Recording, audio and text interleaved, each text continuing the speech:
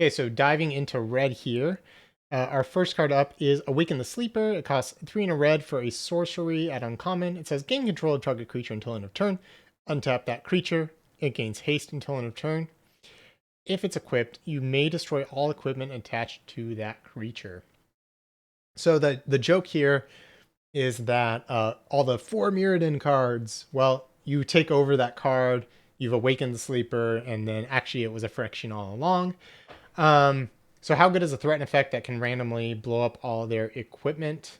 It's fine. If you want a threaten effect, if you have ways to sacrifice creatures, then this actually becomes quite good.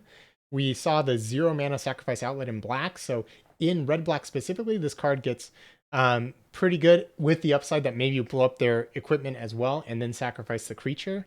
That's pretty awesome.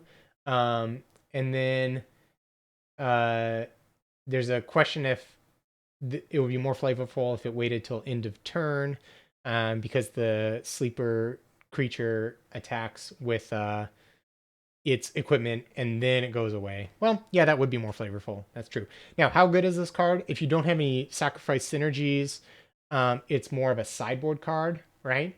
Or if your opponent has a lot of equipment, then and you really care about that, you could sort of board it in as a way to push damage / deal with their equipment. But generally, it's going to be more of a build around sacrifice piece where you just put this in your deck. So if your opponent is playing red black and they have sacrifice pieces, just be aware that this could be in their range, and you want to be a little bit careful about putting your 4 Mirrodin equipment into play. Maybe you wait until after something else has been stolen. Now, notably, this is uncommon.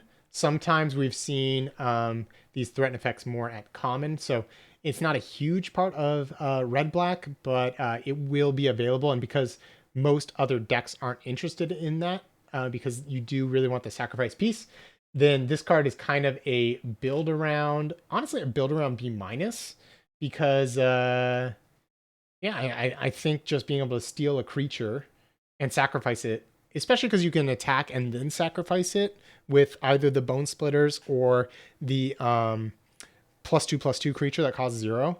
I think because those sacrifice pieces are so cheap to use that it really shoots up the value of the build around on this. So going to B minus there. Um, and that's exactly the comment here is saying that. So, for example, in Brothers War, the acrobat, you had to sacrifice when it attacks so you didn't get the damage.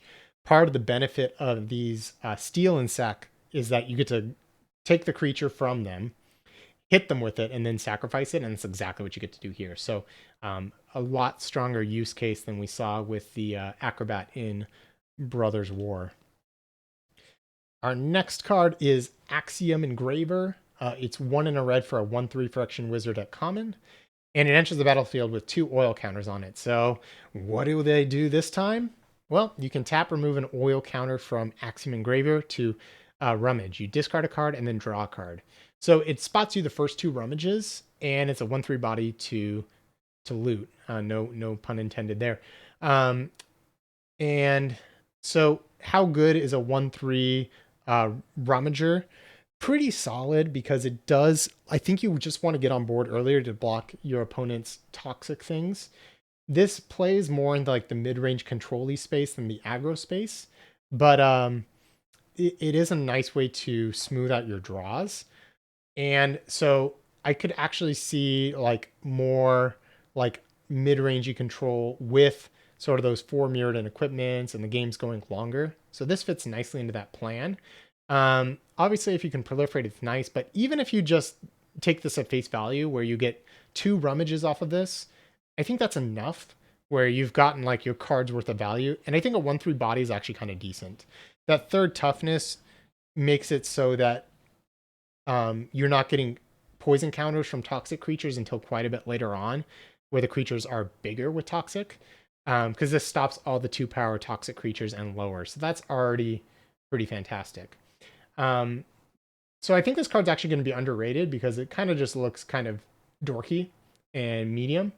But I'm going to give it a solid C. You know, it's a type of card, you pick it up on the wheel, it's going to do enough, it impacts the board, it's a play, and just make sure that like you don't fall behind doing nothing early in the game. It's obviously no scrapwork mutt because it doesn't actually attack. It doesn't let you rummage. Like, you have to sit there and loot with it. So it only really plays one way, and that's defensively. But in those decks, I think it's going to be a nice role player. All right, Barbed Batterfist. 1 in a red for an artifact equipment. Common. Everyone say it with me. For Mirrodin! And what happens? Equipped creature gets +1/-1. So it's a 2 mana 3/1 and has an equip cost of 1. So once you trade off your 2 mana 3/1, you can then move around the Barbed Batterfist to grow things. What's nice about this is that +1/-1, like, that is situationally great. And so, like, if your opponent has like a 3/3, you turn your 2/2 into a 3/1, and now you get to attack. But if your opponent has a 1/1, you don't want a 3/1. So I like that, like, the 3/1 that you have gets a lot of value. Also, it's kind of tricky, right? Like, you could actually move the equipment off the Barbed Batterfist. Like, if your opponent has a lot of 1/1s, you could turn your 2/2, or you could turn this back into a 2/2 and make something else get +1/-1 and make your board better from there. So this is like, it's one of, I think, the few for Mirrodin equipments that you can actually consider moving around the equipment before the creature dies. A, because the equip cost is so cheap, and B, because the power toughness, where that's good, is so situational based on the current board. So I actually really like this card. I think actually this is really strong because a 2 mana 3/1 with upside is just really good. I'm actually going to give this a C+. I think this is a really strong common. So cool. C+ for Barbed Batterfist.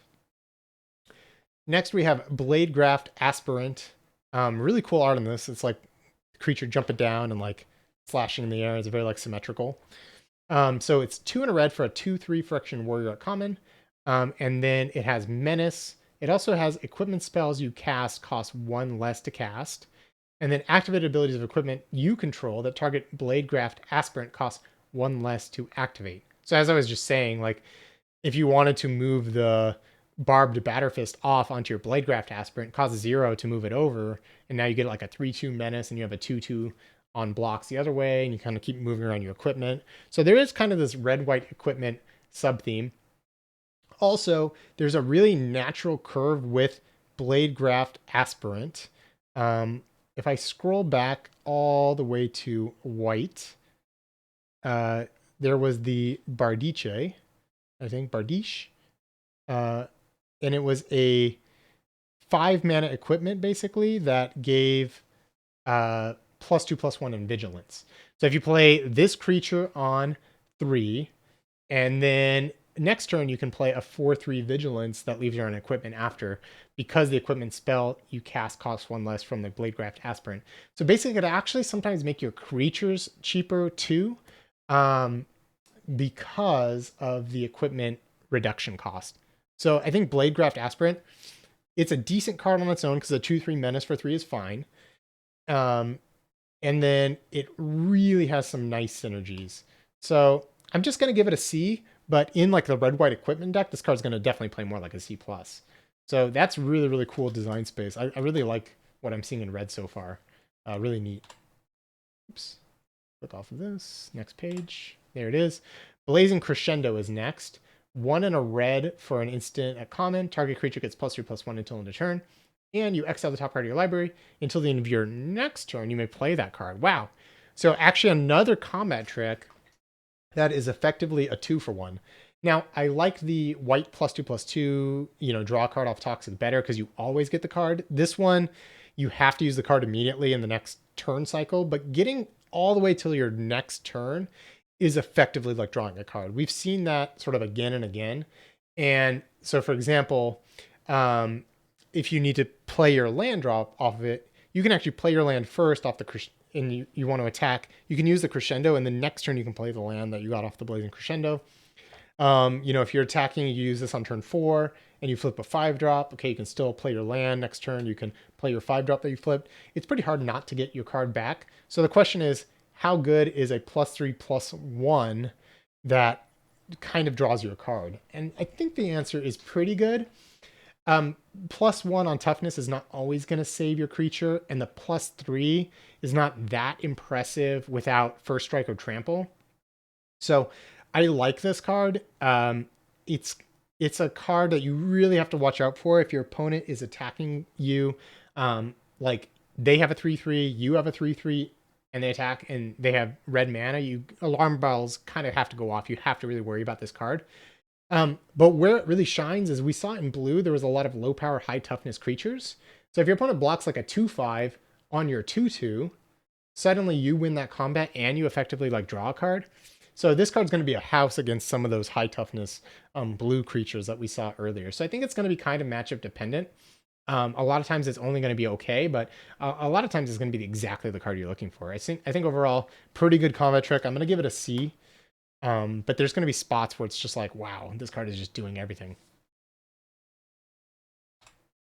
Next we have Cacophony Scamp. The old Scamp is here. The Scamp is a single red mana for a 1/1 Phyrexian Goblin Warrior at uncommon, and it says whenever Cacophony Scamp deals combat damage to a player, you may sacrifice it. If you do, proliferate. And whenever the Scamp dies, it deals damage equal to its power to any target. So this one is interesting because you kind of have a lot of agency over like when it dies. It also trades up. If your opponent has a 2/2, then it just shoots that creature, and so it dealt it one, then you deal another one with the Scamp, and it has like some combos too. Like if you just want to kill if you want to shoot down and deal 2 damage to any target, it combos with the equipment we saw earlier, the +1/-1. It checks its power. It had 2 power when it died. Deal something 2. That's pretty nice. Getting through to be able to proliferate sometime is going to be worth it. And then if you really just want to trade this off and deal damage to something, sometimes the downside of these types of creatures is that you don't have control over when it dies. Like if your opponent really wants to protect like their utility creature, like let's say they just played the 1/1 tapper. Well, they can't really play that into a board with Cacophony Scamp because if you attack and punch through and you really want to kill a creature, you just get to sack and proliferate. So you basically always get to use it. And so that's pretty fantastic. How good do I think that is? It just does a lot for very little mana. So honestly, this card is like, I kind of think it's like a C+. It gets on board and does kind of everything you would want and then some. And in different situations, it's going to be even stronger. Now, going back to the equipment, there's a really interesting comment that I didn't pick up in chat. So I like this comment here, stating that with the for Mirrodin equipment, those actually work well in blue-red specifically because they're non-creatures, but they give bonus creatures. That's actually a really good point. So you can actually have a higher non-creature count while still having enough creatures in your deck. That was kind of the key to some of these prowess-based decks in the past. Like I remember, going all the way back to Khans of Tarkir in Fate Reforged. There was a bunch of spells that basically gave you creatures, and it functioned the same way. And it was like beautiful because you got all your prowess creature triggers, and you also got to keep your creature count high, and they worked really, really well.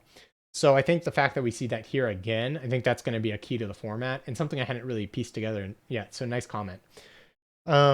Okay, so Cacophony Scamp was our last one. C+ for that one. Fun card. Our next card is Chimney Rabble. 3 in a red for a 3/3 Phyrexian Goblin Warrior common. It has haste, and when it enters the battlefield, create a 1/1 red Phyrexian Goblin creature token. So a 3/3 haste that comes along with a buddy. Seems really good for sacrificing. Just really aggressive. Now, what I like about this card is that specifically it's red. If you're looking at like these high damage dealing cards, but you also cared about toxic, there was a lot of tension there with those cards. But this card is just like, I care about damage. I'm going to attack you. It's 4/4 worth of stats spread across 2 bodies. 3 of it is hasty. And way back in the day, I was really excited about, there was a Minotaur. It cost 2 red. It was a 3/3 haste. We have come a long way since those. Like this 3/3 haste coming along with a friend is really good. And the fact that this attacks and then the 1/1 can team up with like another creature to double block on defense, it just gives a lot of board presence for very little effort. And so again, like at the end of the day, is this card incredible? No. But is it rock solid? Definitely. Like your red decks that just care about aggression, this is going to be a C in a lot of them. It doesn't have a lot of synergy, but it's good with sacrifice fodder and just puts a lot of power in play and is going to be a decent card. So what can you really more ask for more than that? So I'm liking red so far. Really asks very little of you, but all the cards just like do their thing. Okay, next we have Churning Reservoir. Single red mana, and it's an artifact at uncommon. At the beginning of your upkeep, put an oil counter on another target non-token artifact or creature you control. So every turn it dumps an oil counter onto a creature or a non-token artifact, which could be a creature. And then it has 2 tap, create a 1/1 red Phyrexian goblin creature token. Activate only if an oil counter was removed from a permanent you controlled this turn, or a permanent with an oil counter on it was put into a graveyard this turn. So there's a lot going on with this card. First off, you have to care about oil counters. So this card on its own actually does nothing. Like, let's say you have no other oil synergies. I guess the only thing it does is if you put a counter on something and then it dies, you can make a 1/1. That's obviously not good enough. That alone would be like an F because it's mana intensive and doesn't really do anything. But if you can control removing the oil counters, you can get a bunch of chump blockers. Like you pay 2, tap this, get a 1/1. It's going to be annoying.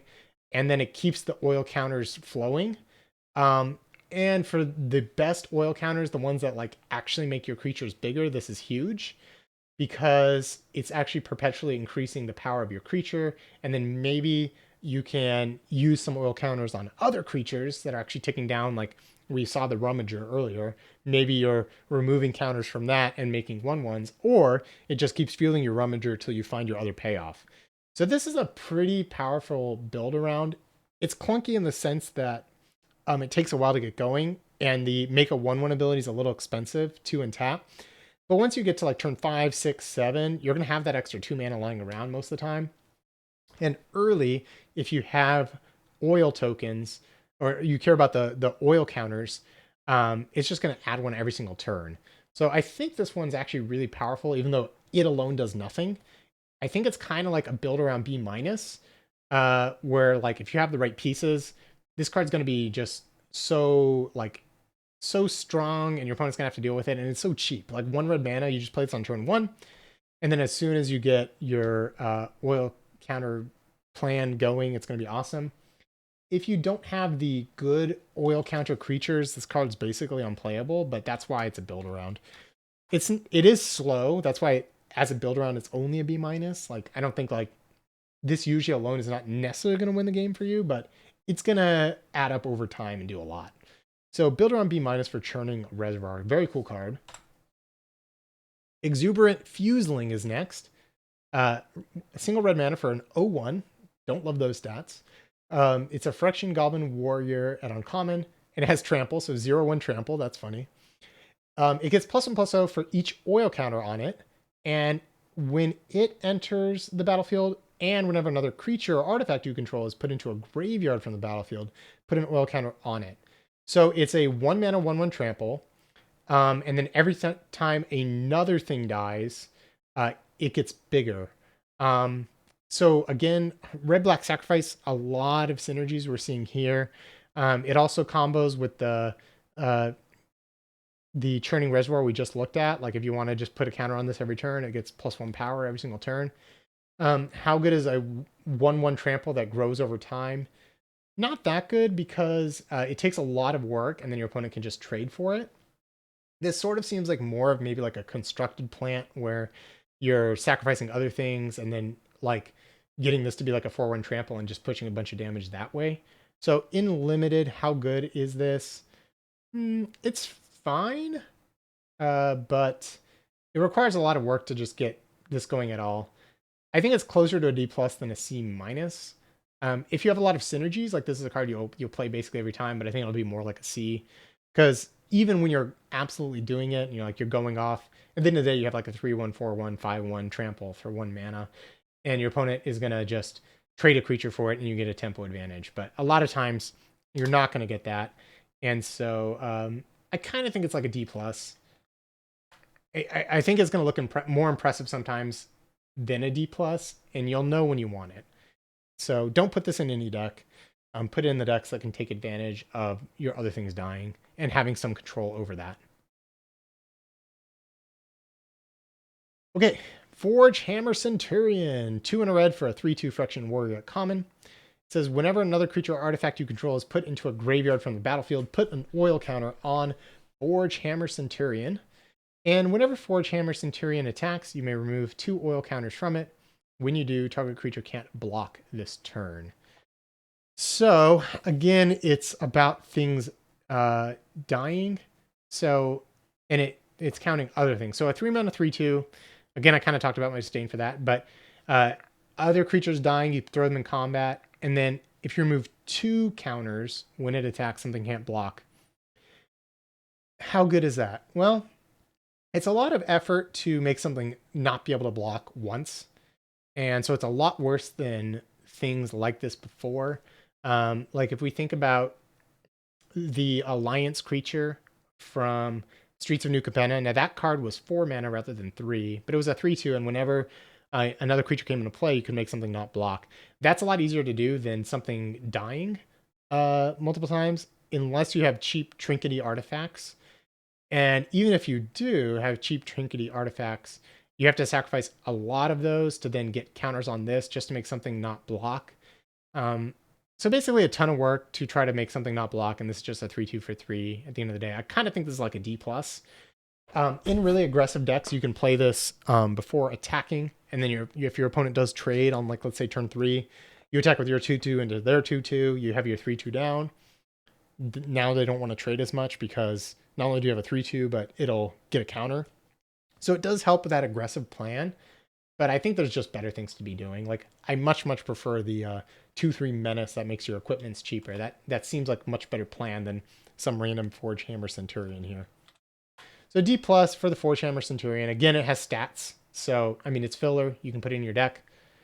But I'm not too happy about playing it.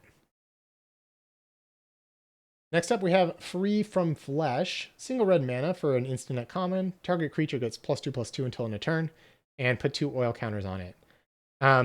This is kind of a cool combo with the card we just looked at, because you could get the oil counters right away, and it's a ton of burst damage out of nowhere. But how good is +2/+2 and 2 oil counters on it? Well, winning +2/+2 combat wins combat, so that alone is kind of a cheap, good 1-for-1 trick, so that's already pretty good. This also existing alongside the +3/+1 makes life very difficult for your opponent, because they have to ask themselves, like, am I worried about +2/+2? Am I worried about +3/+1? What is it? And then, do the oil counters matter? If you can make the oil counters matter, this card is excellent. But I think this combat trick's just really good, because red wants to attack anyways. Anytime you can spend 1 mana and still develop out your board with combat tricks, you're basically gaining a huge tempo advantage. I think this trick is actually really nice. Super good on some of those payoffs for the non-creatures, the oil counters, like Serum Core Chimera, which would let you draw a card immediately and then discard it. Or we saw some of the other oil counters getting +1/+1 for each oil counter on it, etc., etc. So I think actually this card, you don't have to do a lot for it to be good. If the oil counters matter at all, it's fantastic.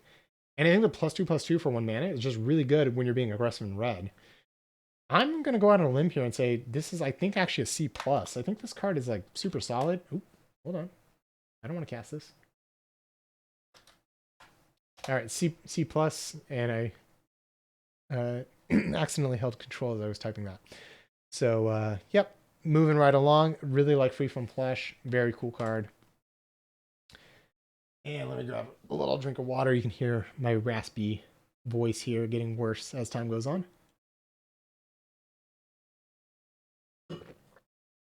Okay, Furnace Punisher.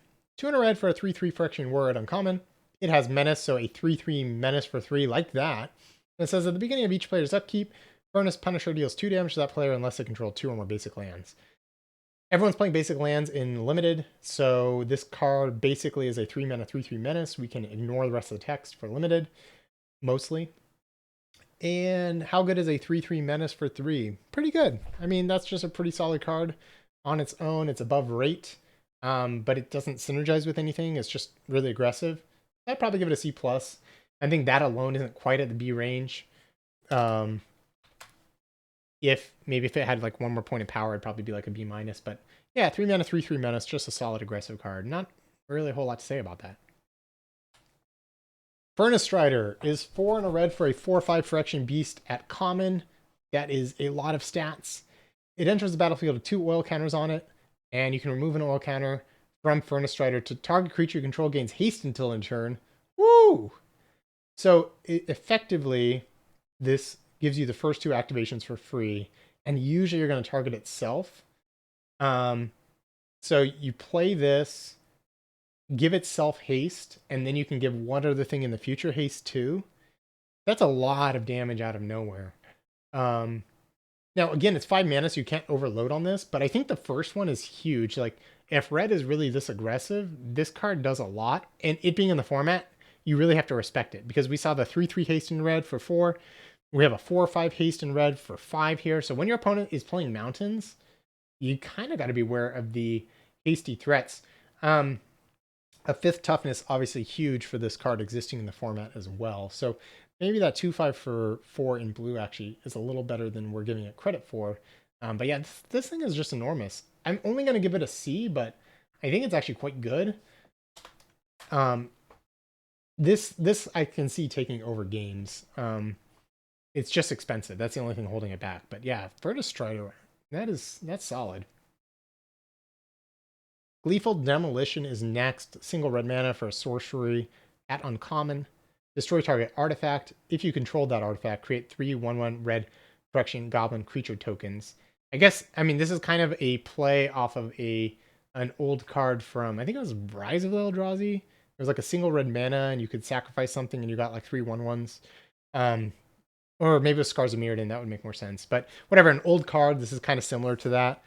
And so a single red mana to destroy target artifact, solid.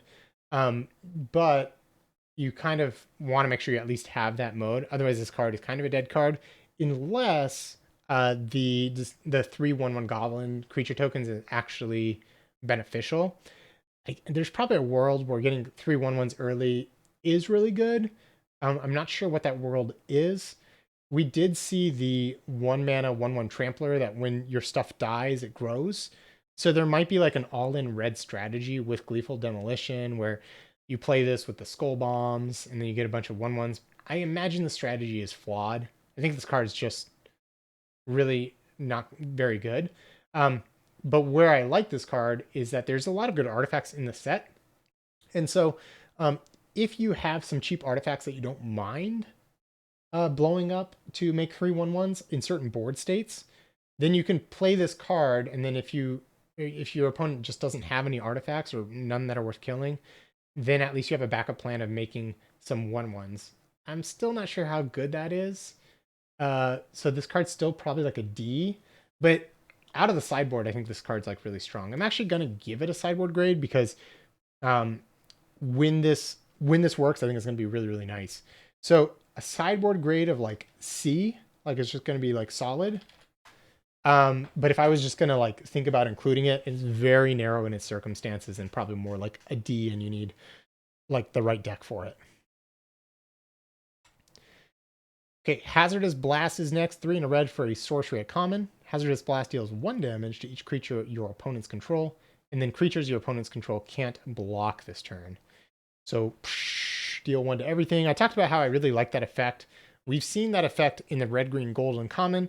We've seen the -1/-1 effect on that black uncommon, and now we're seeing deal 1 damage to everything here in red. This is kind of like Rapid Flames, where you make a bunch of things not block and has incidentally deal to 1. If you're really aggressive, it's okay to play one of these effects, because really I think you're mostly playing it for the not blocking. However, if your opponent happens to have some of those 1/1s and you're killing all their mites with this, it can be pretty useful. It's situational, but I think if you're aggressive, you just can include a copy of this anyways. So in that way, I'm going to say it's like kind of a build around, because if you're at all defensive, this card's just not good.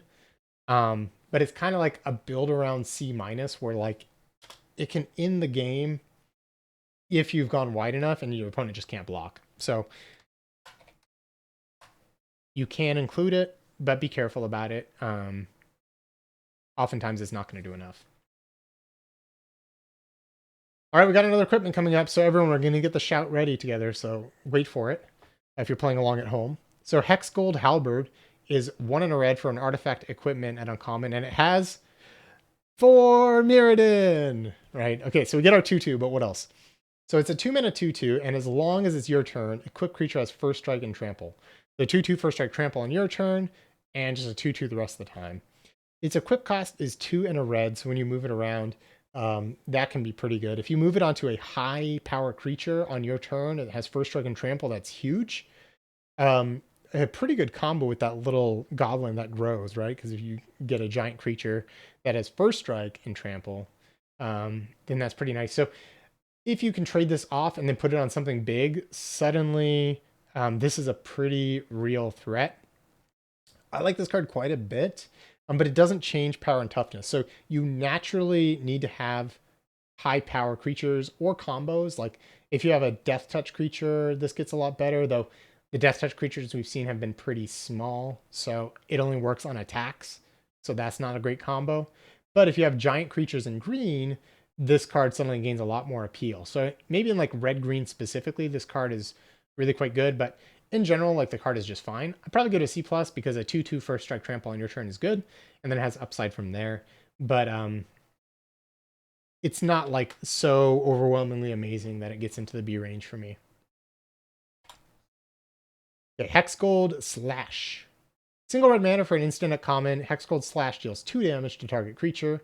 If that creature has toxic, Hex Gold Slash deals 4 damage to that creature instead.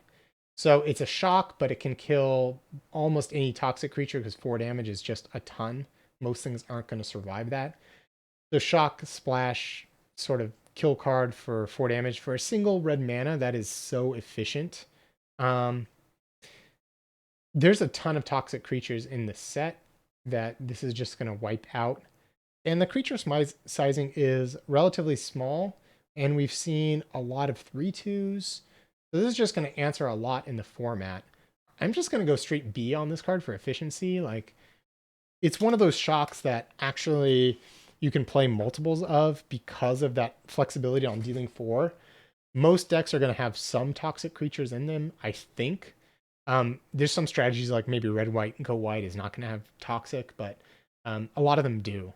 And so this is going to help with that. And there's some really good combat tricks. So having a way to interact in combat, your opponent goes for a combat trick, you Hex Gold Slash them on the cheap, pick up a 2-for-1 that way is going to be also fantastic. So B for Hex Gold Slash, and really cool art on it. It sort of looks like Super Hot if you've ever played that video game. Like these like 2D sort of crazy creature things fighting, and it's pretty striking art. After that, we have the Koldatha Cackler. 2 and a red for a 2/3 Phyrexian Hyena at common. It has trample, so 2/3 trample for 3. Kind of weird stats there. But it can grow, right? Whenever Koldatha Cackler attacks, it gets +X+0 until end of turn, where X is the number of permanents you control with oil counters on them. So it doesn't have any oil counters, but it plays in the space with oil counters. Those types of cards you have to be a little bit careful of, because if they don't count themselves, they often play worse than they look, because you have like the dream state. You're like, oh, I'm going to attack and get like +3/+0. Well, first off, even if you do that, this becomes a 5/3 trample for 3 when it attacks. Solid. But you have to do a lot of work with that. And you have to have a lot of oil counters. Now, there are a decent number of oil counters running around. Like if you played the 2-mana 1/3 that has oil counters, this already is suddenly like a 3/3 trample, and that's pretty solid. And then all you need is like one more to be really doing it. But you can't just put this in some random deck. Like a 2/3 that you have a few creatures that have oil counters, you can do better than that. So what I'm liking about this is you have 3-mana creatures in red that care about oil counters. You've got ones that care about equipment. So they play in all these kind of like different spaces. And again, so you can have these kind of different, I don't know, different strategies even within a color. Like some red decks really want the Cackler here, and some red decks could care less about it. Like I could imagine like red-black oil decks, blue-red oil decks that care about like their non-creature spells, maybe a little bit care about this card. Whereas like red-white decks probably don't care at all.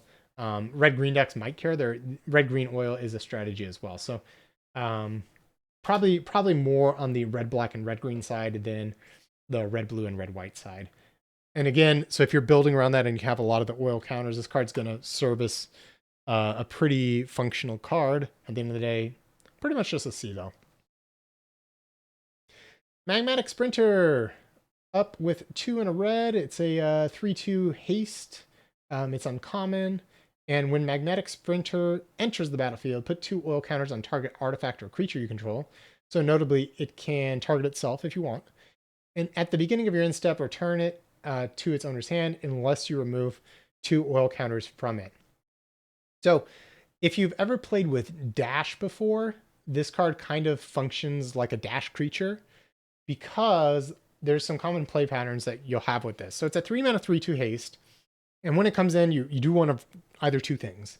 The first thing you can do is put the counters on something else. And then you hit with this. And then at the end of turn, like you've maybe used those oil counters for something. Or you remove it to keep it in play. But often what's going to happen is if you have something that cares about the oil counters, you put the 2 counters on something else, you use those up, then this checks, there's no oil counter, so you bounce it, and then you play it again next turn, and you keep the cycle going. So it's like it's generating 2 oil counters every single turn, and you're going to use that for an advantage. Or you can like go wide with it, put the oil counters on, and just slowly take them off to keep the 3/2 haste in play. So that's the second mode. Or every other turn, you just play this, put it on itself, hit them for 3, remove the counters off, it stays in play for a turn. Next turn, you can hit for 3 again, and then it bounces. So it kind of plays like Dash in that space, but there's a lot of power to be had there as long as you can use it. So the oil counters where they like grow creatures over time, this card's a lot less good on. This really combos nicely with things like the 3/2 for 2 in a red that you can remove 2 oil counters to make something not block. You play that one on 3, you play this one on turn 4, you put the counters on the other 3/2, you make their creature not block, you hit them for 6. This bounces back, and you can kind of keep doing that, and it's not long before they have to start holding back because you're putting so much pressure on your opponent. So what is that? Well, kind of like a build around again. This on its own, I think, is too clunky. Like, it's not going to do enough. It's just going to keep bouncing back to your hand. Also, interestingly, okay, so actually this is even better than I read it the first time. It says at the beginning of your end step, return it unless you remove 2 oil counters. Oh, from it. Oh my God, I completely got this wrong. Completely. Okay, so if you put counters on something else, you can't choose to leave this in play. The only way you can keep it in play is if you put the counters on itself. So actually it plays really well with the creatures that grow with the oil counters. I thought you had to remove or bounce. So actually it also works with like the Drake and blue red, because the Drake, if you recall, is the 3 mana 1/1, but it grows every time you put an oil counter on it. So you play this, put the counters on the Drake grows, then this checks, it doesn't have any counters on itself, it bounces, and now your Drake's just permanently bigger. So actually, like, tons of use cases. It's not even a build around. This card's just super solid. It is mana inefficient. Like, every time you bounce this, it's an engine, but it's slow, right? You have to spend 3 mana every single turn to be able to do that, but it's powerful. I'm going to go out on a limb and even call this... I think there's just too many synergies for this card not to be really good. I think this is a draw into red. I'm going to give this a B- rather than C+. Like, I think your magnetic sprinters, you're going to want to take them relatively early because there's just so many oil payoffs here. So I misread it at first. I think like the way I read it originally, where you kind of had to remove counters, was more in the C range. But yeah, this card just gives you a ton of flexibility and power all packaged together. It really oils the engine, someone said. That's fantastic. Next up, we have Molten Rebuke, 4 and a red for a sorcery at common, and you guessed it, it's that clunky removal spell we often get. So choose one or both. Deals 5 damage to target creature or planeswalker, and or destroy target equipment. So this basically answers any of the 4 Mirrodin cards on its own. And what I like about that specifically is that the 4 Mirrodin cards, they come into play with a 2/2. A lot of the benefit of that creature is from the equipment itself. So Molten Rebuke actually has some utility there where it's like your opponent has a 4/4. They also have a 4 Mirrodin token that's looking pretty large, but you kill their 4/4, you kill the equipment, and now they just have a 2/2 sitting around. So you can kind of get like a 1.5 for 1 almost out of that. Also, dealing with planeswalkers is pretty nice. 5 damage so far has basically killed everything that we've looked at. Everything's ever had 5 or less toughness, so you can imagine this is going to kill everything. The downside is it's a 5 mana sorcery, slow, clunky. But again, if you're aggressive, I think including a copy of this is actually fine. These cards tend to be, you don't want too many of them. But the fact that this does more than just 1-for-1ing and like sometimes can 2-for-1 is nice because the equipment I think is pretty strong in this set. And so being able to interact with that is good. Gets a lot better from cross pod play because like let's say you're playing at the Pro Tour or something, this card gets a lot worse because if you're playing in pod, you're the red player, you're the one with the equipments, so it's not as good there. But on Arena, you can just as easily play against a red white equipment deck as you can play against green black toxic. So what do I think about all that with Molten Rebuke? Well, there's pretty good removal in red already, so this is kind of on the borderline of D plus C minus. I'm still gonna start it at D plus. Like I generally would not want to have this in my deck. I think there are better cards, but you could do worse. Like it's closer to C minus than this effect normally is, and so that means it's pretty nice. And then out of the sideboard, of course, if you're playing best of 3 and your opponent has equipment, suddenly it shoots up in value. All right, Nahiri's Sacrifice is next. Again, some really cool art. Nahiri's like raging. So yeah, that's kind of scary. Nahiri's Sacrifice is 1 in red for sorcery at uncommon and has as an additional cost to cast this spell. Sacrifice an artifact or creature with mana value X. It deals X damage divided as you choose among any number of target creatures. So you could sacrifice an artifact that costs 4 mana, and then you get to deal 4 damage as you choose.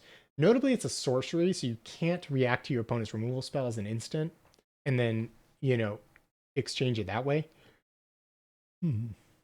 So how good is it to sacrifice a creature to then maybe kill something? If you sacrifice something larger, let's say you got 5 damage out of something. Well, you're sacrificing a 5 mana card to deal 2 and 3. I think that's just not good. It can't even go face. Yeah, this card is pretty rough. If it were an instant, we could talk because you could interrupt your opponent's removal and then actually turn that removal spell back on them. You sacrifice your creature plus this and turn it into a 2-for-2. But you're going to be 2-for-1ing yourself so often with this card, or a 2-for-2 if you're lucky. Yeah, I think this is just an F. After looking at the set more, maybe I'll change my mind on this. There might be fringe places where you could play this card. But too much has to go right for this card to be good. I think I'd rather start on the end of not playing it rather than finding ways to play it. Okay, Oxida Finisher. It's a finisher because it's 5 red. That's huge. It's an Ogre Rebel at uncommon. It's a 7/5 and it has trample. So we got a big 7 mana, 7/5 trample, and it has affinity for equipment. So for all your equipment, this costs 1 less. If you have 1 equipment, it costs 6, and if you have 2 equipment, it costs 5. Probably you're not going to have more than like 2 equipment in play, although, I mean, if you did, more power to you. So how good is a 5 mana or 6 mana 7/5 trample? I would say solid. A 5 mana 7/5 trample is definitely above rate, and that can close games. It blocks pretty well. It's huge. Most things can't deal 5 damage outside of maybe like the red removal, but there's also things that can just lock it down. I talk a lot about Baneslayers versus Moldrifters. So giant creatures that you pay a lot of mana and they'll end the game quickly if unchecked, but they don't really accrue any value if they die. And then of course, so that's like more on the Baneslayer side of things. And then the Moldrifters, which like cheap, but they generate some incremental value, like drawing cards, having some effect when they come into play. So how bad is it for you if you play the Oxida Finisher and your opponent just plays the Claustrophobia and taps it down? They proliferate, they do their thing, and you basically lose your 7/5. That's pretty bad. So you have to weigh the risk reward of those scenarios versus this card just going unchecked and winning the game in 2 turns. So how do you navigate that risk? Well, the more equipment you have, the less risky it is, because at 5 mana, you basically have to, your opponent has to answer it immediately, and it might be awkward for them. But there are enough ways to completely punish this card that I'm not sold on it. But it is huge. So I'm going to give it a C minus because it incurs a lot of risk. But if you do have a couple of equipment and you can lower that cost, like, your opponent can't ignore this card. It is absolutely enormous. So, yeah, you don't want to overload on this kind of thing, but it is a nice finisher. And it's called Oxidative Finisher for a reason. Okay, Rebel Salvo, 2 and a red for an instant and uncommon. It also has affinity for equipment, so it costs less if you have equipment. And it says, Rebel Salvo deals 5 damage to target creature or planeswalker, and that permanent loses indestructible until end of turn. Wow. So how good is 3 mana, deal 5 at instant speed for creature or planeswalker? That's already like a B minus, because it's pretty efficient. If you can ever get this down to like 2 mana at instant speed, that's like B level. And there's quite a bit of equipment, especially in red. And like we have the 4 mirrored in cards. In red-white, this card's going to often be 2 mana. I think on one hand, the mana discount doesn't matter that much because this is already so cheap. But if you can get it down to like 2 or 1 mana, it allows you to double spell very easily. And that's incredibly powerful. So at 1 mana, this card's like a B plus. At 3 mana, this card's like a B minus. So by the power of averages, I'm going to give this a straight B. Very good card here. Definitely would pull you into red, and you'd be looking to take this early and often to answer everything that your opponent is doing. Okie dokie. Resistance Skywarden. 3 red for a 5/5 Ogre Rebel. Not a Phyrexian, because it's Rebel, right? Say no to the Phyrexians. It's an uncommon. So a 5 mana 5/5 Menace Reach. That's what it does. It's pretty French vanilla. 5/5 Menace for 5 attacks really well, and 5/5 Reach for 5 blocks really well. That's pretty solid. It's expensive, so it's not a card you want to take early, and it's replaceable. But if you need a 5-drop, you could do worse than this.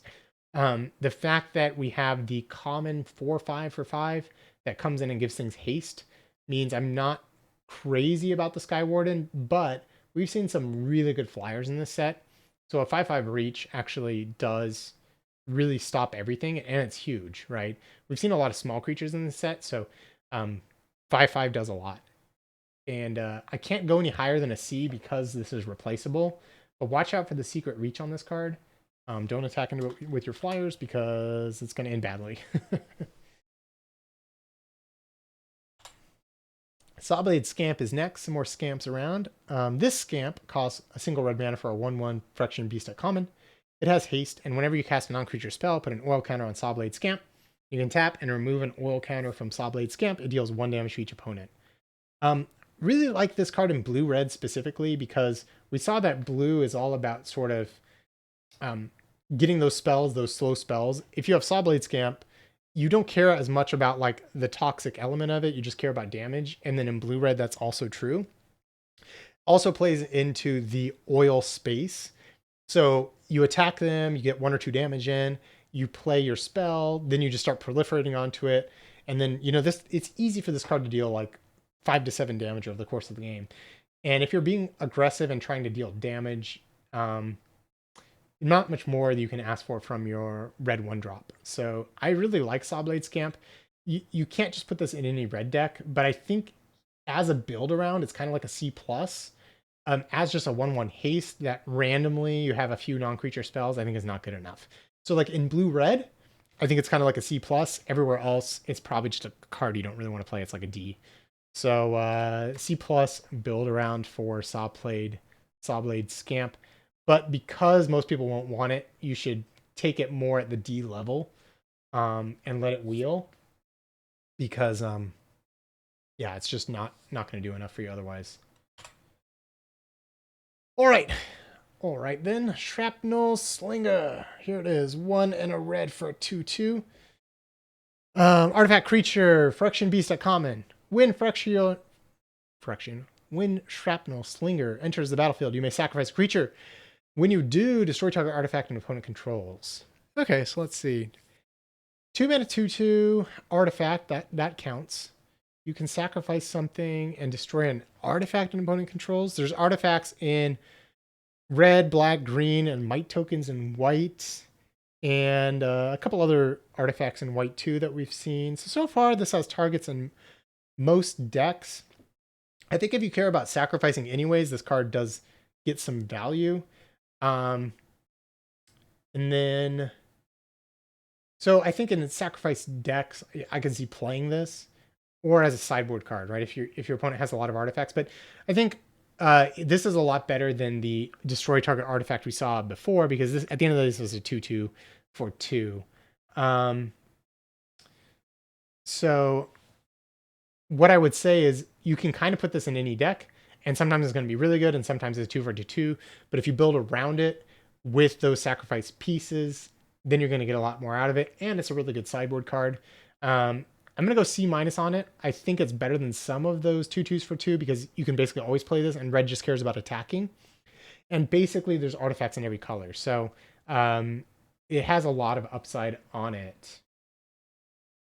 Oh, thank you for the quick banning there. Appreciate that. All right. A late comment as well about the oiling on the Sawblade Scamp. So yeah, if you run out of oil, you can basically you can't proliferate, but anytime you play the non-creature spell to then proliferate, it's going to count itself too. Yeah, so you basically just keep using it, and like I said, you can pretty easily get that like 5 to 7 damage in there. A bunch of spam, which means hey, things are going great. If we're getting spammed, then a lot of people are here enjoying our set review and are having a good time. So again, thanks to the quick bans there, mods, appreciate it a lot. All right, so we said C- for Shrapnel Slinger, good sideboard card. But moving along, Thrill of Possibility. So 1 in a red, reprint at common. This is an instant. Has an additional cost to cast this spell, discard a card, and draw 2 cards.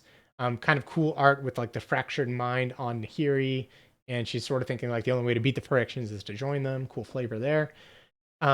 This is the card that like always goes on the wheel, always smooths out your draw, never something you have to prioritize, but always kind of ends up being better than you expect. Now, because there's a blue counterspell that is really quite solid, this card gains, it kind of goes down in value because oftentimes what you do is you'd hold up your Thrill of Possibility and then you just play it. But if your opponent has a counterspell that can counter it, you can get 2 for 1 pretty easily. So you do have to watch your spots where your opponent passes on 2 and you have nothing to do on turn 2 but a Thrill of Possibility. That's pretty bad. And in addition, red cares about really being super aggressive in this set. So I think we're probably going to play this card a little bit less for those 2 reasons than we would maybe as in like DMU. Thrill of Possibility was quite good in Domino United because you were looking to just filter your draws early and then set up your engines. Not really the case here as much. So I think it's more on the D+ side rather than the C- of things. It kind of varies from grade to grade, and here we are. So D+ with that. Sometimes you'll play it, but more often than not, I think you will pass on it. But the card does kind of often overperform. Watch out for those counters. They can kind of ruin your day. Next up, we have Urabrask's Anointer. 3 in a red for a 4/2 artifact creature, Phyrexia wizard at uncommon. When Urabrask's Anointer enters the battlefield, it deals X damage to any target, where X is the number of permanents you control with oil counters on them. Very similar comparison to the giant wizard from Kaldheim. Right now, Kaldheim is out, so I'm making a lot of comparisons to that set. But there's the Basalt Ravager, I believe is its name. It's a 4/2 giant wizard, and it deals damage equal to the number of creatures with the most types among them to anything. Now, the thing about that card is it always spotted itself. Urabrask's Anointer here doesn't come in with any oil counters. However, if you're oil-based themed, this card can hit anything, including players, and it can also, take out a creature. This is a lot harder to set up than the Basalt Ravager. So it's not, I think, as good as that card because that card just said put it in my deck and it'll work out. Sometimes this card is going to be a 4-2 that hits for 0, right? If you don't have the oil things in play, this is not very good. In fact, it's quite bad. But it doesn't take much for this card to be quite good. If you have 2 things that have oil counters in play, and those are pretty easy to get going, there's a lot of them everywhere, this card becomes like a B level card, right? It's kind of like a mini Flametongue Kavu, and that's fantastic. You do have to kind of build around that, but I'm going to call this a build around B. I think it really does pull you into red, and it's a pretty easy way to get a 2-for-1. And we've seen a lot of like 3-2s, so I think benchmarking this at trying to hit 2 is pretty reasonable. Also, the reason on these types of cards you often want to get to 2 is that it's a 4-2. So if you can clear out your opponent's 2-2, then your 4-2 can rumble with their bigger thing, and they might only have something bigger to trade off with it. 4 power attacks for a lot, and you can also hold it back on defense, block their 4/4s, all that kind of stuff. So we get a build around B, but oftentimes this card goes a lot later than it should, and I'd look to take it kind of early, honestly, and then try to get some oil counters from there. All right, rounding out red here, we have Volt Charge, an oldie but a goodie. 2 in a red for an instant common. Volt Charge deals 3 damage to any target and proliferate. The last time this was printed was way back in, oh gee, what was it? It was like the Shadowmoor set or whatever. Eventide? Was that Volt Charge? Anyways, one of those proliferate sets a long time ago, I think. No. War of the Spark? I don't know. I'm not remembering. You know what? Does it tell me if I type it in chat here? I don't think so. I don't think it tells you what set it's from. Oh, I had to type card. Whatever. Regardless, the last time the card was printed was really, really good. And so it can kill something and then get value off of it. So anytime, basically like it's a 1.5 or 2-for-1, depending how good the proliferate is. Now in red, oftentimes you're not caring too much about the poison counter end of things. But we've seen oil counters everywhere. So we're going to be slip and sliding with this Volt Charge. You're going to kill something, you go oil counter for you, and then everything's just doing a whole lot better. Even just with the scamp in play. If you have this in blue-red, non-creature spells, you get 2 counters on the scamp. It starts pinging your opponent because it counts this plus the proliferate. So all that said, this card is just excellent. Like I said, it's efficient. So if this didn't have to proliferate, it'd be kind of along the like kind of B- level, like because it's pretty efficient. And then because it proliferates on top of it, I think this card's just a straight B. Fantastic card. Then we have Volshock Splitter. Okay, it's an equipment, so everyone get ready if you're playing at home for our minigame here. So it's 3 and a red for an artifact equipment at common, and it has 4 Mirrodin. So brings in a 2/2 a rebel. And equipped creature gets +2/+0. So for 4 mana, you get a 4/2 with all the caveats that I just talked about with the other 4/2. So if everyone has a bunch of 2/2s, it doesn't attack that well. But it plays defense actually pretty well because your opponent can't attack into the 4/2. And then worst case scenario, you attack with your creature here, and then you can move it. Or let's say your opponent has like a 2/2. Then what you can do is play this, and then on your next turn, move the equipment off onto like your 3/3. Now you have a 5/3 and a 2/2, and your opponent's 2/2 is not looking so hot there. So this actually, I think, like the 4/2 body can trade 1-for-1, and leaving around a +2/+0 equipment that costs 3 to move, pretty expensive. But I think because red's aggressive, you're going to want to dump your hand early and then find places to use your mana after that. And it's that non-creature that comes with the creature. So I think this card is just going to be kind of a house in blue-red, be super nice. And do a lot there. It also provides a body for sacrificing, kind of synergizes with red-black and red-white. It helps you go wide and keep pressure up. So yeah, I think this card is pretty good. It's slow and clunky, but it's a 2-for-1 that kind of can continue over the course of the game. I got to give that flexibility and reward it with a C+ here. I think just the fact that it's a 2-for-1 and does a lot is pretty nice. Although I gave the white uncommon equipment a C+, and that one gave flying and +1/+0. So no, this is probably actually just a C. It's not a C plus, but I think it's good. I think you will play it, and I think it's fine. Because there's not a ton of other places where you want to spend your mana. If you have better places to spend your mana, then don't put Volshock Splitter in your deck. I think it's gonna find homes.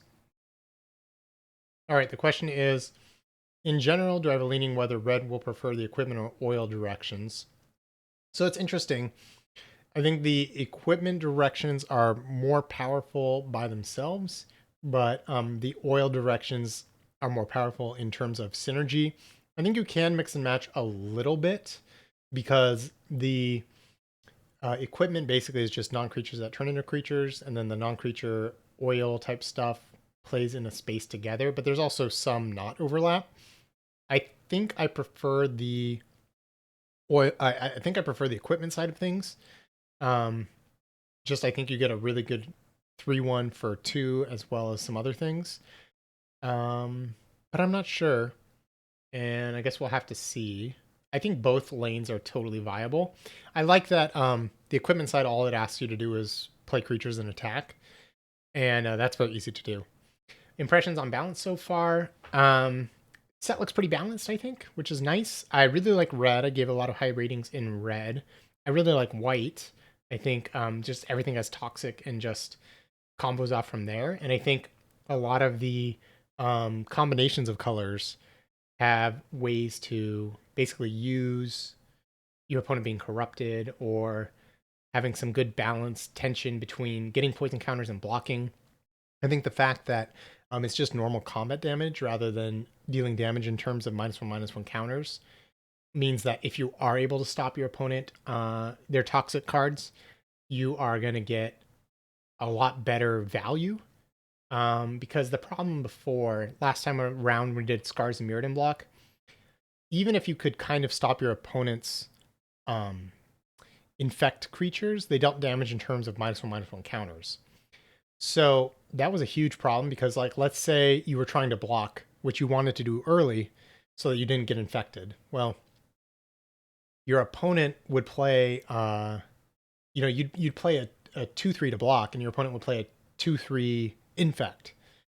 And normally, okay, that's great. They just bounce off each other. You're not taking damage. But the fact that it dealt damage in terms of -1/-1 counters meant whoever was blocking was always on the losing exchange of things. This set, you really want to be assertive because you want to get those poison counters in.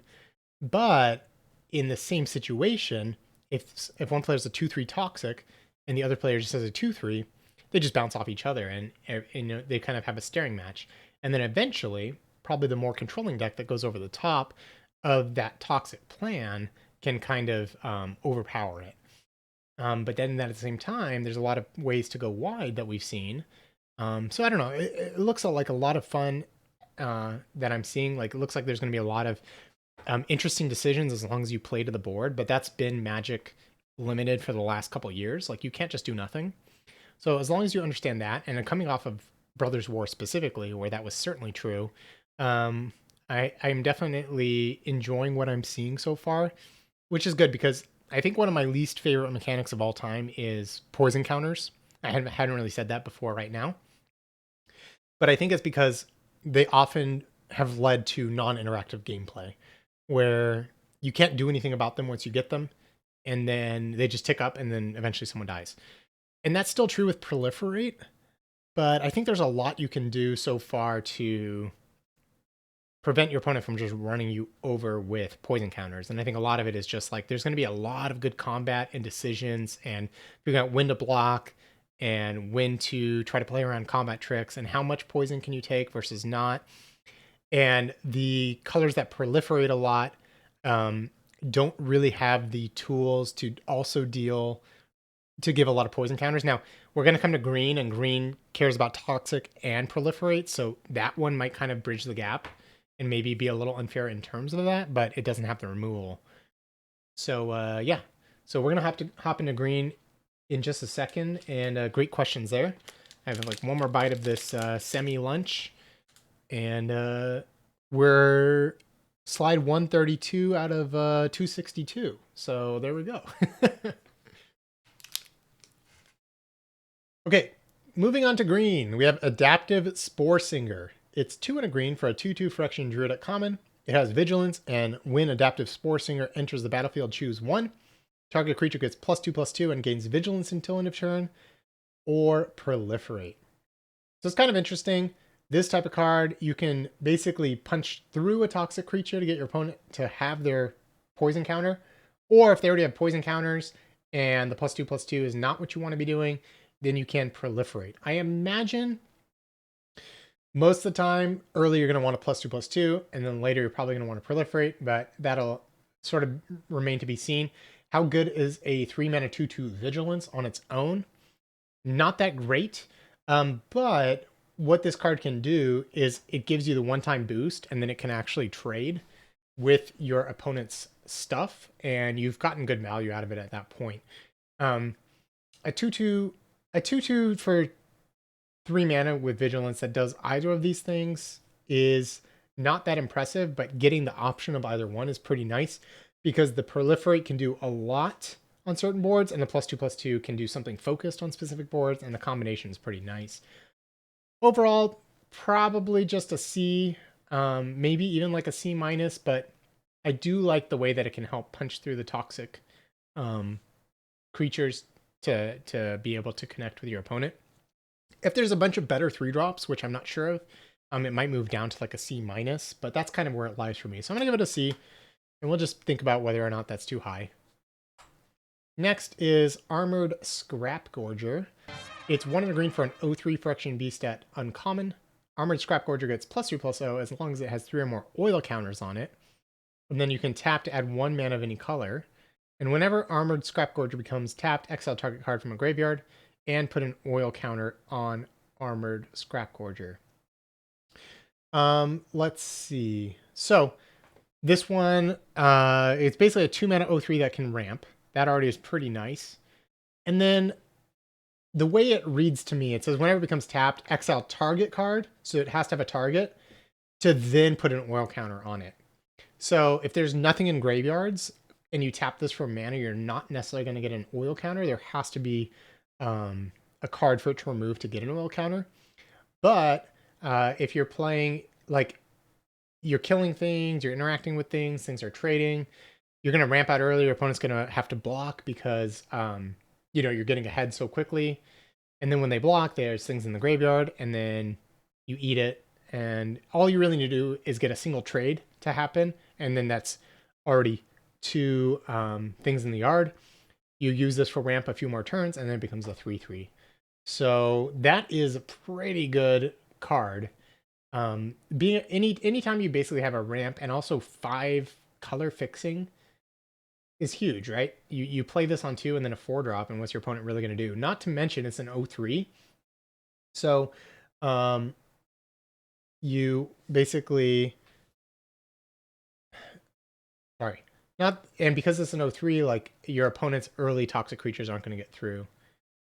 So I'm just gonna call this a B. I think this card's amazing based on efficiency and everything that it does. I think you're gonna want to take this card early and often. I would take, the good removal spells over it, so maybe it's closer to like a B-, but it's really, really strong. So yeah, some packs this is gonna be the best card in the pack. I would not be surprised.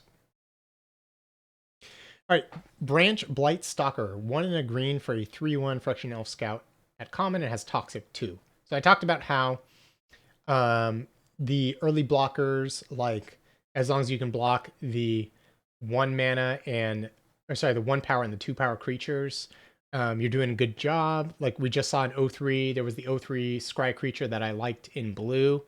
Branch Blight Stalker is kind of the exception, because it's a 3/1 that not only punishes you not being able to block it, but it punches through some of the big butt creatures early on in the game. And Toxic 2 is effectively kind of like dealing 4 damage. It's really quick at getting your opponent their counters, and pairs really, really well with some of the combat tricks. So the red +2/+2 is going to be great with this card. And also put oil counters on something. The +2/+2 in white is going to be fantastic. The green-white uncommon is going to turn this into a 4/2 when it attacks. It's going to get like this on the play and your opponent not having a 2-drop is the reason you have to build your creatures. Sorry, this on the play is why you have to build your decks in mind to interact by turn 2. Because if you don't have a way to block this thing, and then turn 3 is often too late. And so like this card is just solid. Like as long as you're getting on board, this card actually isn't that scary because it just trades with whatever. It's a 3/1. But if you can punch it through and your opponent isn't ready, then they're gonna die pretty fast. All that said, it's kind of just a C, right? Like Toxic 2 is nice, it synergizes, but it's nothing special. I mean, it's kind of comparable to Rock Hunter or the 3/1 with Ward 2 in the last set. Like it has that toxic piece, but it exists. People are going to walk it. It's going to function much like a C, and you're going to want to find ways to punch this through with some good combat tricks. Next up, we have Cankerbloom. It's 1 and a green for a 3/2 Friction Fungus at uncommon. Just horrifying art. And again, I should not side note, but been watching a lot of Last of Us on HBO. Great show. And this definitely is a Cankerbloom, right? With some fungus stuff going on here. So it's a 2-mana 3/2. That's already pretty good. Nothing to do with Toxic.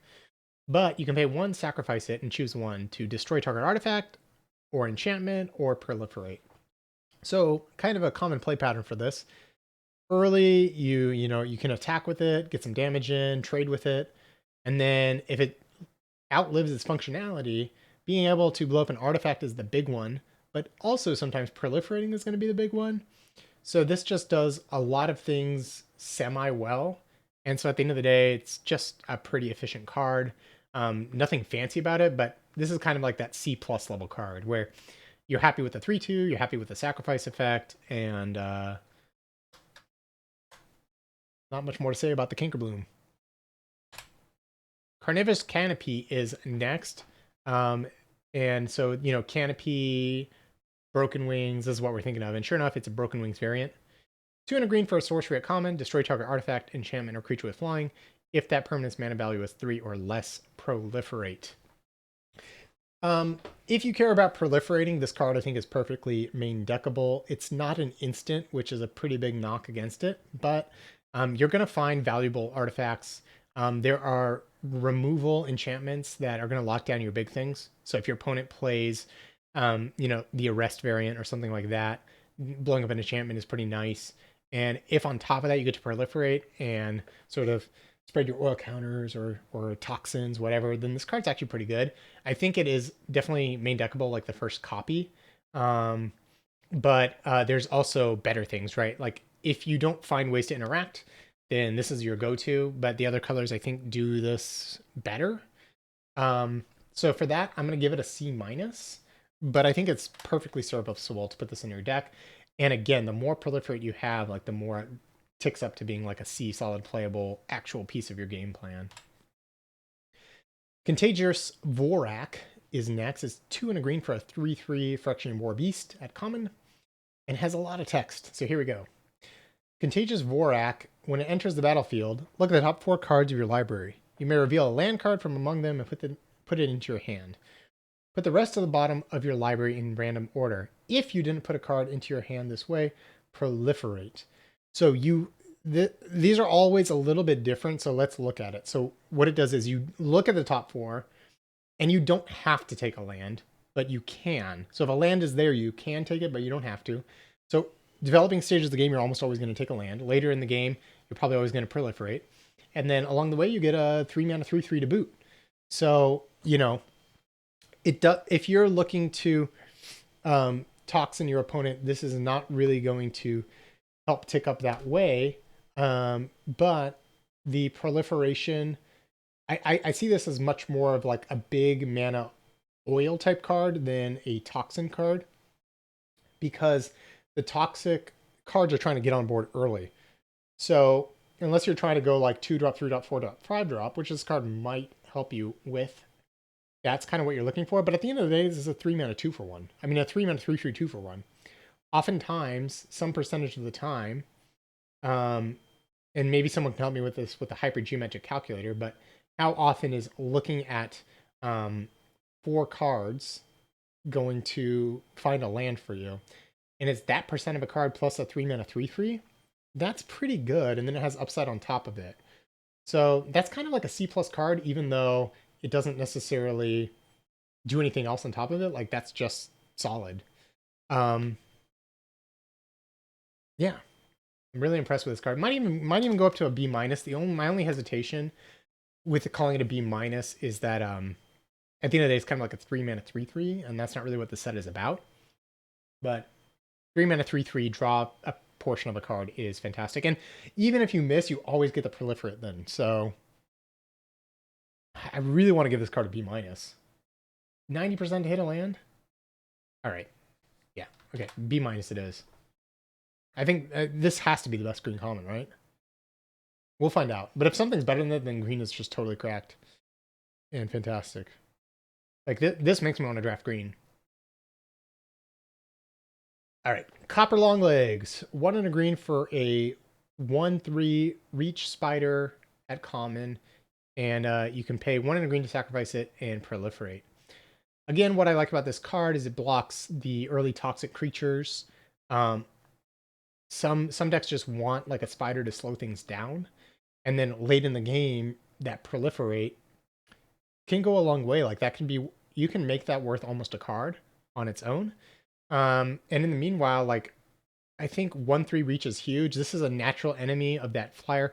I think the 1 and a black 1/1 flyer with toxic 1 has natural enemies in basically every other color. So I'm kind of down on that card because you got the Copper Longlegs, you got the 1/3 flyer in white, you've got the 1/4 blue flyer in blue in blue.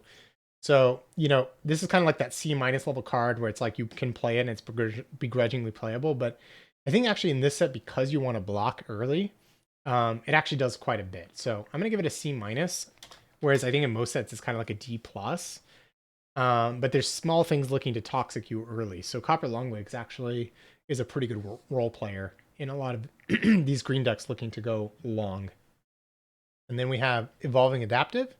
It's green for a 0/0 Phyrexian Warrior at uncommon. Evolving Adaptive enters the battlefield with an oil counter on it. What do you get for that? It gets +1/+1 for each oil counter on it. So it comes in as a 1-mana 1/1.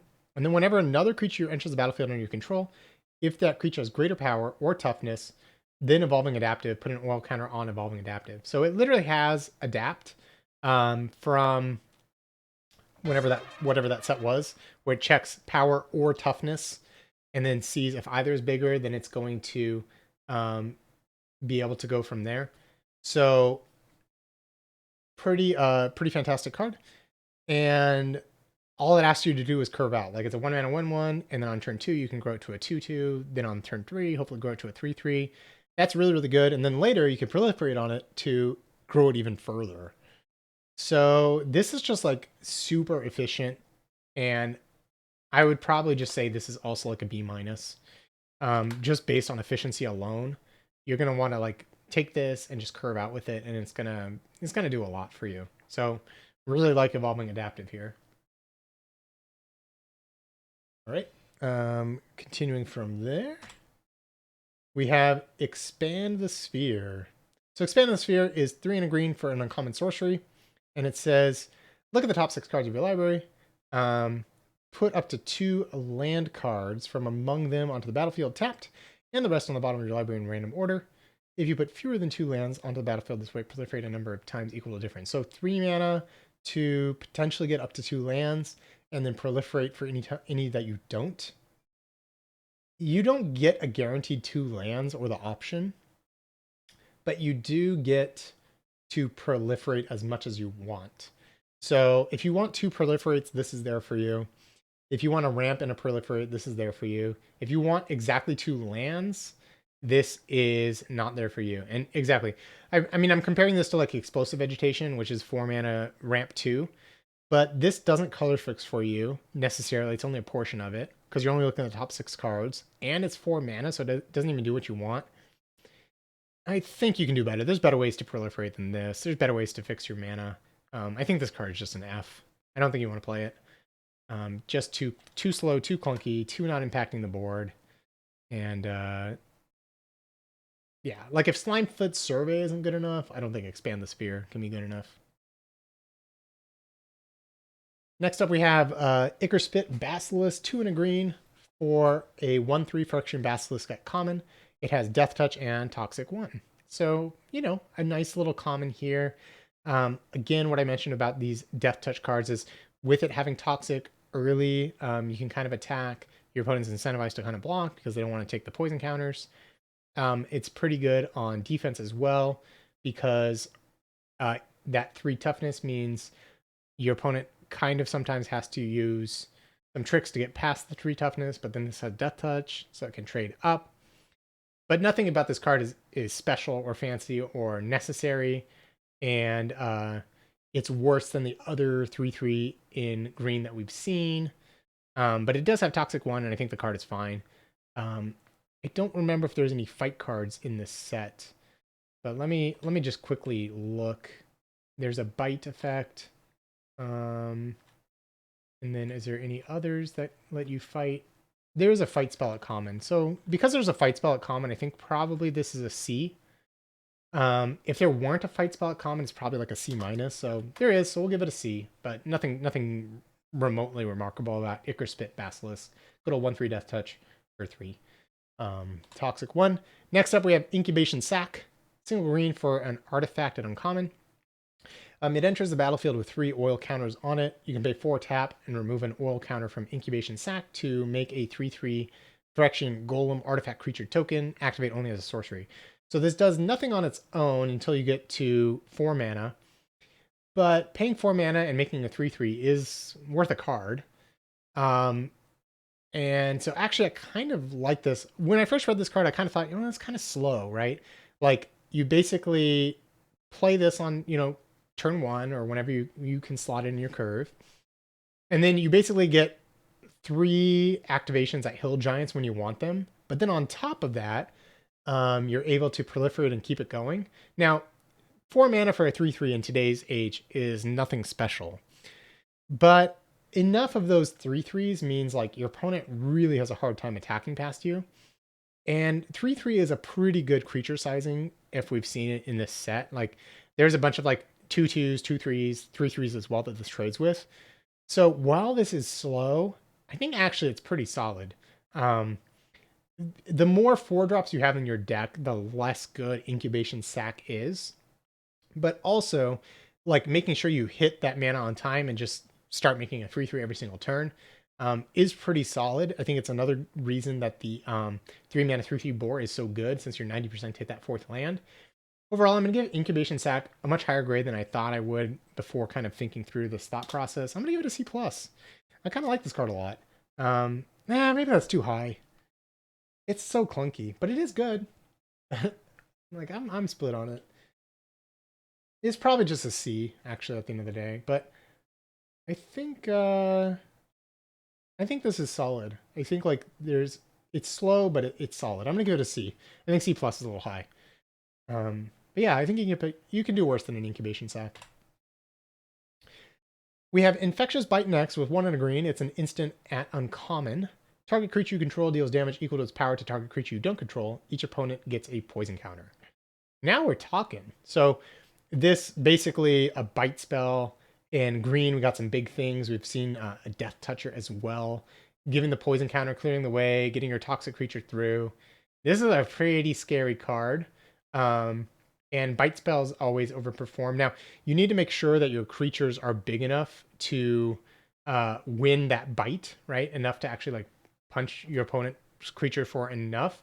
But pairing this in like red-green or green-white, I think your creatures will often be big enough, or at least equal sizing, that this is good. When playing against some of the color pairs, you do need to be a little careful. Black has Exile at instant speed. Red has Volt Charge and also Hex Bolt Punch or whatever it's called. I don't know. The Shock. So there are ways where you can get blown out with this card, but oftentimes you're just going to be sorcery speeding this, clearing the way, and attacking anyways. And that's going to get you kind of like 2 poison counters oftentimes, because it's like your toxic creature getting through and the bite itself.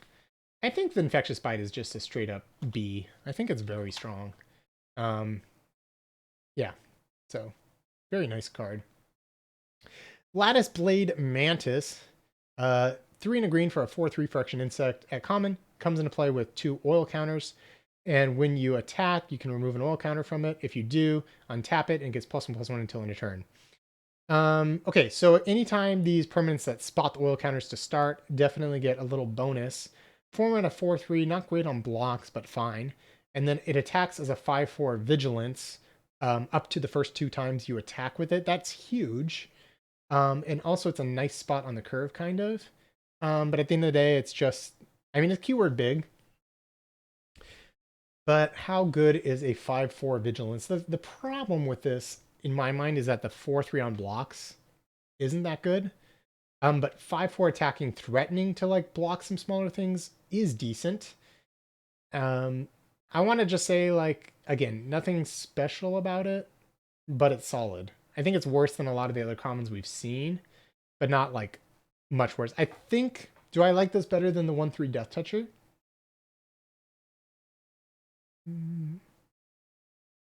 I haven't really seen much better 4-drops, and it goes pretty big, and it has oil counters, which a bunch of cards care about. So yeah, I think all that, I do like it better than the Death Touch Toxic creature, and it also fights pretty well. I'm going to give this a C. I think it's a little bit better than um, the Scorpion. But these are the types of things where, again, you're going to kind of like know when you want it. I think to make this card excellent, you kind of need to use all the parts of the card. You need to care about like fight spells, oil mattering, all that kind of stuff. Not really caring as much about toxic. So it's much more in the like green red oil space than it is in the green white toxic space. And again, I like that different C's are going to go in different decks, going to lead to different strategies. I think that lends itself to much more flexibility and fun overall. Maze's Mantle is up next. It's 2 and a green for an enchantment aura at common. It has flash. It enchants a creature, and when it enters the battlefield, if enchanted creature has toxic, that creature gains hexproof until end of turn. And enchanted creature gets +2/+2. So we've seen variations on this card before. They tend to always end up being fine. Like you get +2/+2 in combat, and then it stays around, and then if your opponent answers it, well, you got a 2 for 2 at the end of the day. The fact that it has grants hexproof to toxic creatures on top of that is pretty nice. The only thing is that oftentimes you're going to want to get the +2/+ down to win the combat anyways. So unless you're reacting with this in some way to punch your creature through, the hexproof's not going to come up quite as much as I think you expect it to. Because I think the way you read this is like, oh yeah, your opponent, they kill your creature, you hexproof it, now you have a giant creature to keep brawling with. I don't think it's going to play out that way that often. Unless you're already larger, like your creatures are already larger on the board. It can happen, but it's going to be rare. I don't know about this card. I think I don't love it. I think it's like a D plus. That tends to be kind of how good these cards are. It also doesn't like let you ambush anything, and playing in an open mana is terrifying. So it's like reactive, but it also pumps. And then even if you get your opponent, so to speak, it sits on the creature, and then that creature, if they kill it, you still end up with a 2 for 2. So I think it sort of reads like being excellent, but is just mediocre. I'm going to give it a D plus. It's also expensive, right? That's the problem with these types of combat tricks is you invest a lot of mana at 2 and a green, so it's hard to do this plus something else. And there's just a lot of vulnerabilities to them. So D plus for Maze's Mantle. But admittedly, it's definitely going to lead to some blowouts in the format. Up next, we have Noxious Assault, 3 green for an uncommon sorcery. Creatures you control get +2/+2 until end of turn. Whenever a creature blocks this turn, its controller gets a poison counter. Ooh, that's kind of sweet. So kind of like this overrun variant. And then if they do have to block to survive, they get a bunch of poison counters. That's nasty. Let's say you have 3 creatures in play. And this helps one of them punch through, but then they can chump it, so they get a poison counter. And then the other 2, it like lets them trade up. How good is that? But they still get 3 poison counters overall. Basically, this seems sort of like a green, white, gold card where you have a bunch of mites, and then basically you get to toxic your opponent whether they block or not. I like this more than the +2/+1 effect, the inspiring charge effect in white, because you basically always get what you want with the Noxious Assault, where your opponent is sort of just in that situation where there's nothing they can do to get out of it. However, it's only really good on a board where you're ahead, or a stalled board. But I can imagine games where it's like it stalls out, everyone's trying to find something to do. You get like 6 creatures in play, and you just play this, and your opponent's just like, well, take 6 poison, and that's the game. And then a lot of times, like if you're racing, it might also be enough to just +2/+2 everything and then damage them.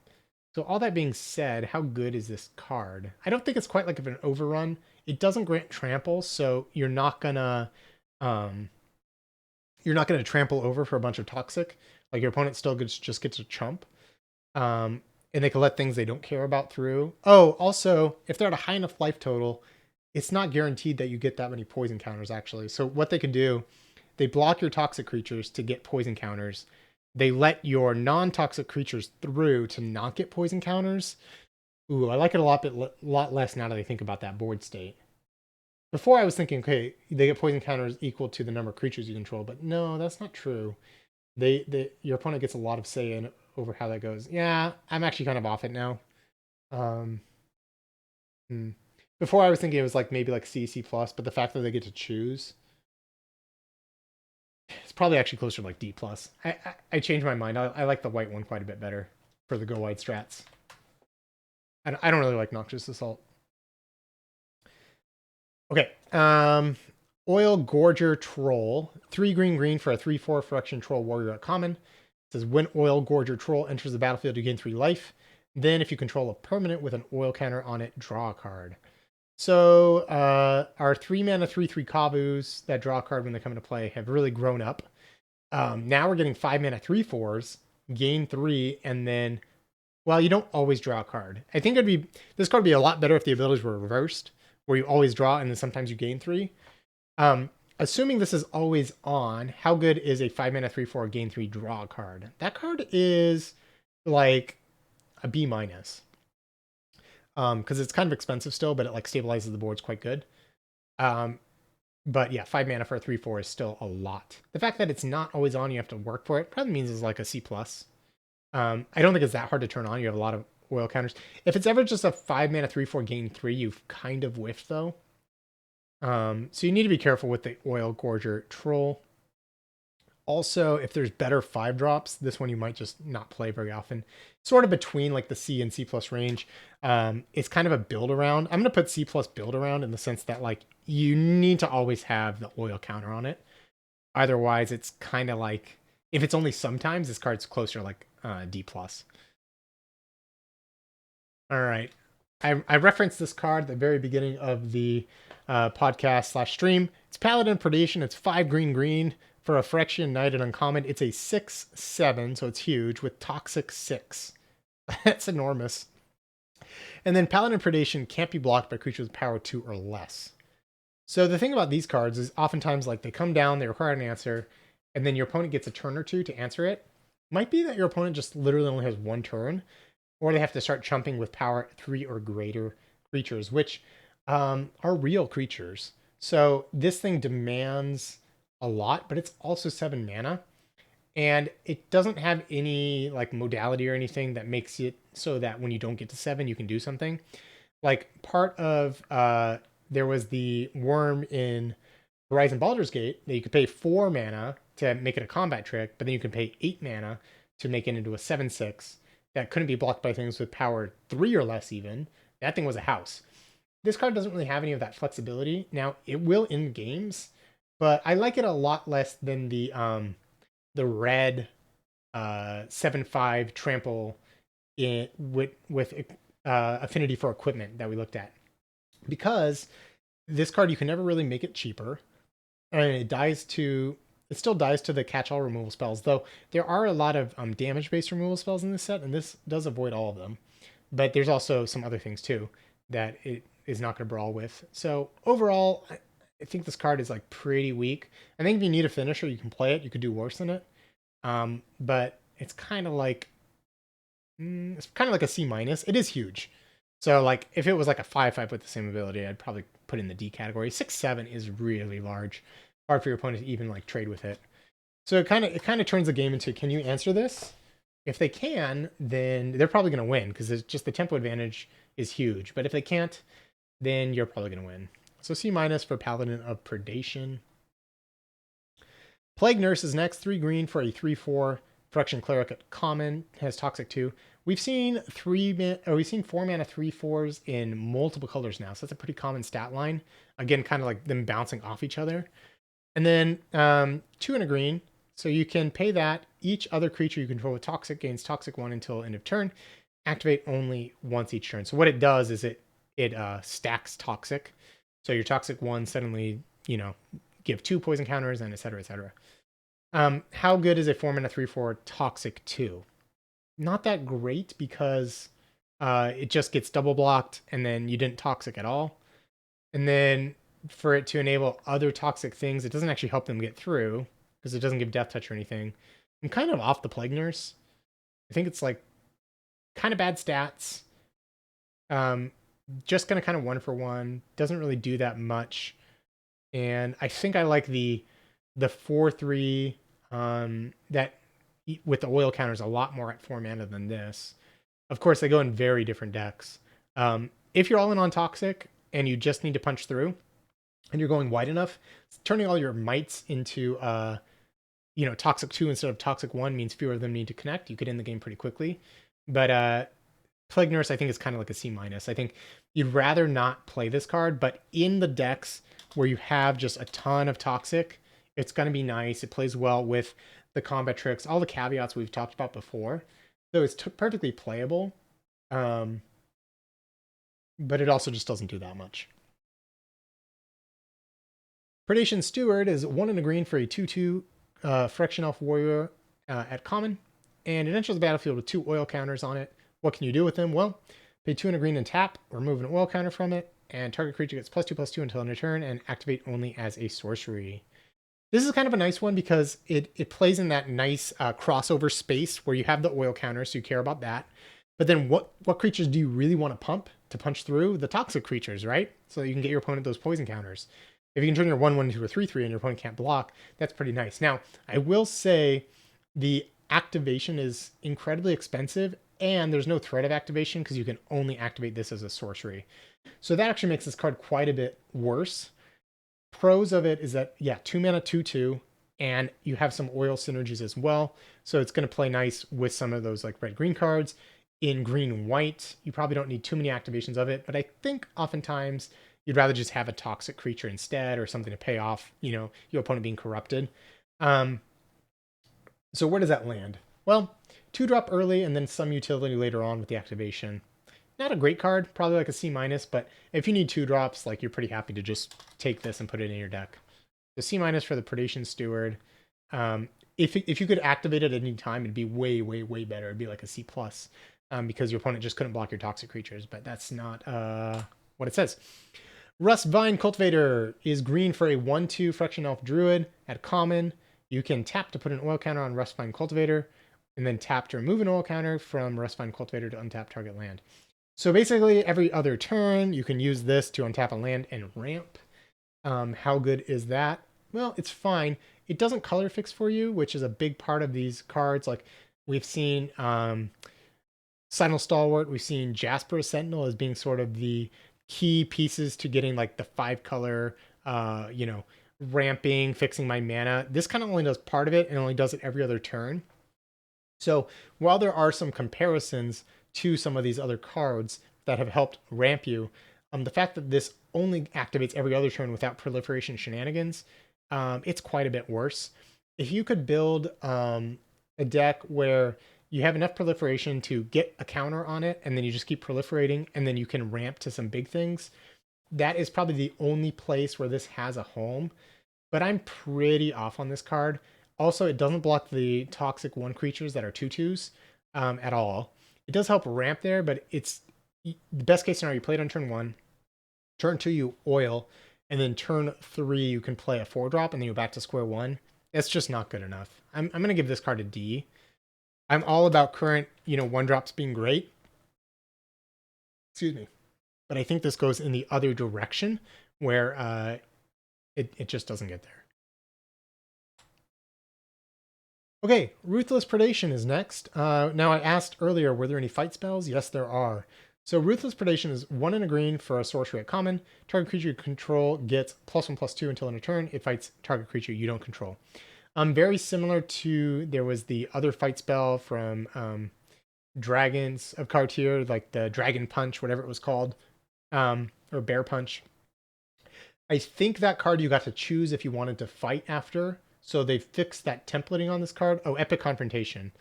Although maybe it always fought. So anyways, it's basically Epic Confrontation, same card, +1/+2, fight. The fact that you basically always win the combat is nice. I'm not sure if Epic Confrontation...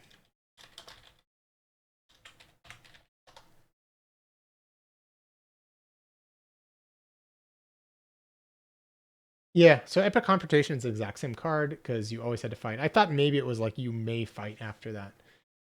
Okay, so it's that reprint there. Oh, I need to grade it. Card is good. B-. It's only sorcery speed, so I think it's worse than the bite spell that we saw earlier. It doesn't give a poison counter, but it helps win the fight, punch your creature through, deal some damage. So B- for Ruthless Predation. Epic Confrontation was also a great card. Sky Scythe Engulfer is next. It's 5 and a green for a 6/5 Phyrexian beast at common. It has reach and trample, and it can't be blocked by creatures with flying. That's a really weird ability because often creatures with flying aren't going to be blocking giant ground creatures because they would just be trading down, right? And so, like, your opponent not being able to block with flying is a pretty small upside. How good is a 6-mana 6/5 reach trample? It's solid. It stabilizes the board, but it's also like pretty bad in the sense that it doesn't have any synergy and it's just like big and dumb. But it does stop whatever your opponent is doing, right? This comes down, you're going to get to block. But it's not really what I'm looking for in terms of like big expensive things. Like this is only 1 mana cheaper, but if I'm paying that much mana, I almost want the 7 mana 6/7 Toxic 6. Like that ends games. This card also doesn't give you any life when it comes into play. So yeah, I'm kind of off the Sky Scythe Engulfer. And I wasn't even that high on the 7 mana 6/7 Toxic 6. So I think this is kind of like a D+. Your opponent also can answer it pretty easily in the sense that like all the removal spells, the deal 5 kills it. And all the like true removal spells also kill it. So D+ for Sky Scythe Engulfer. If you need a finisher, you could do worse. You can play this card, but that's definitely like the definition of filler. It doesn't have any synergy, and not in love with it in the set. However, we have another equipment. So if you're playing the game at home, get ready. We have Sylvok Battle Chair. 4 green. It's an artifact equipment at uncommon, and here we go. It's for Mirrodin. So it what happens? Well, equipped creature gets +4/+4 and has trample. So this is a 6/6 trample. So basically, you're paying 6 mana up front, and you're getting a Colossal Dreadmaw, which is very similar to the card we just saw. But if your Colossal Dreadmaw dies, you can equip for 5 green and give something else +4/+4 and trample. This I'm more in for because it doesn't have the like, oh, you killed it and I'm out of luck, right? Whereas like the previous creature had that exact problem. Now, this card is still incredibly expensive. And, at the end of the day, it's pretty much just a Colossal Dreadmaw, and that card is great, but not that great at the same time. Like, I think in high synergy sets, just the 6/6 trample for 6 gets there, but doesn't get there. Now, that 6 toughness, I think, is nice, specifically because the red common removal spell deals 5, so people are going to be running around playing that card. But this card is a couple grades better, but not that much better. I kind of would just call this like a C. I think anything that like advances your game plan and is cheaper or is like efficient removal, that kind of stuff, or like bombs or whatever, tend to be better than these types of cards. But if you happen to see this floating around, like, picks, 4, 5, 6, something like that, It is pretty nice. 7 is to re-equip is literally your entire turn. So Sylvok Battle Chair, it is mostly just a Colossal Dreadmaw, but it does have a little bit of upside.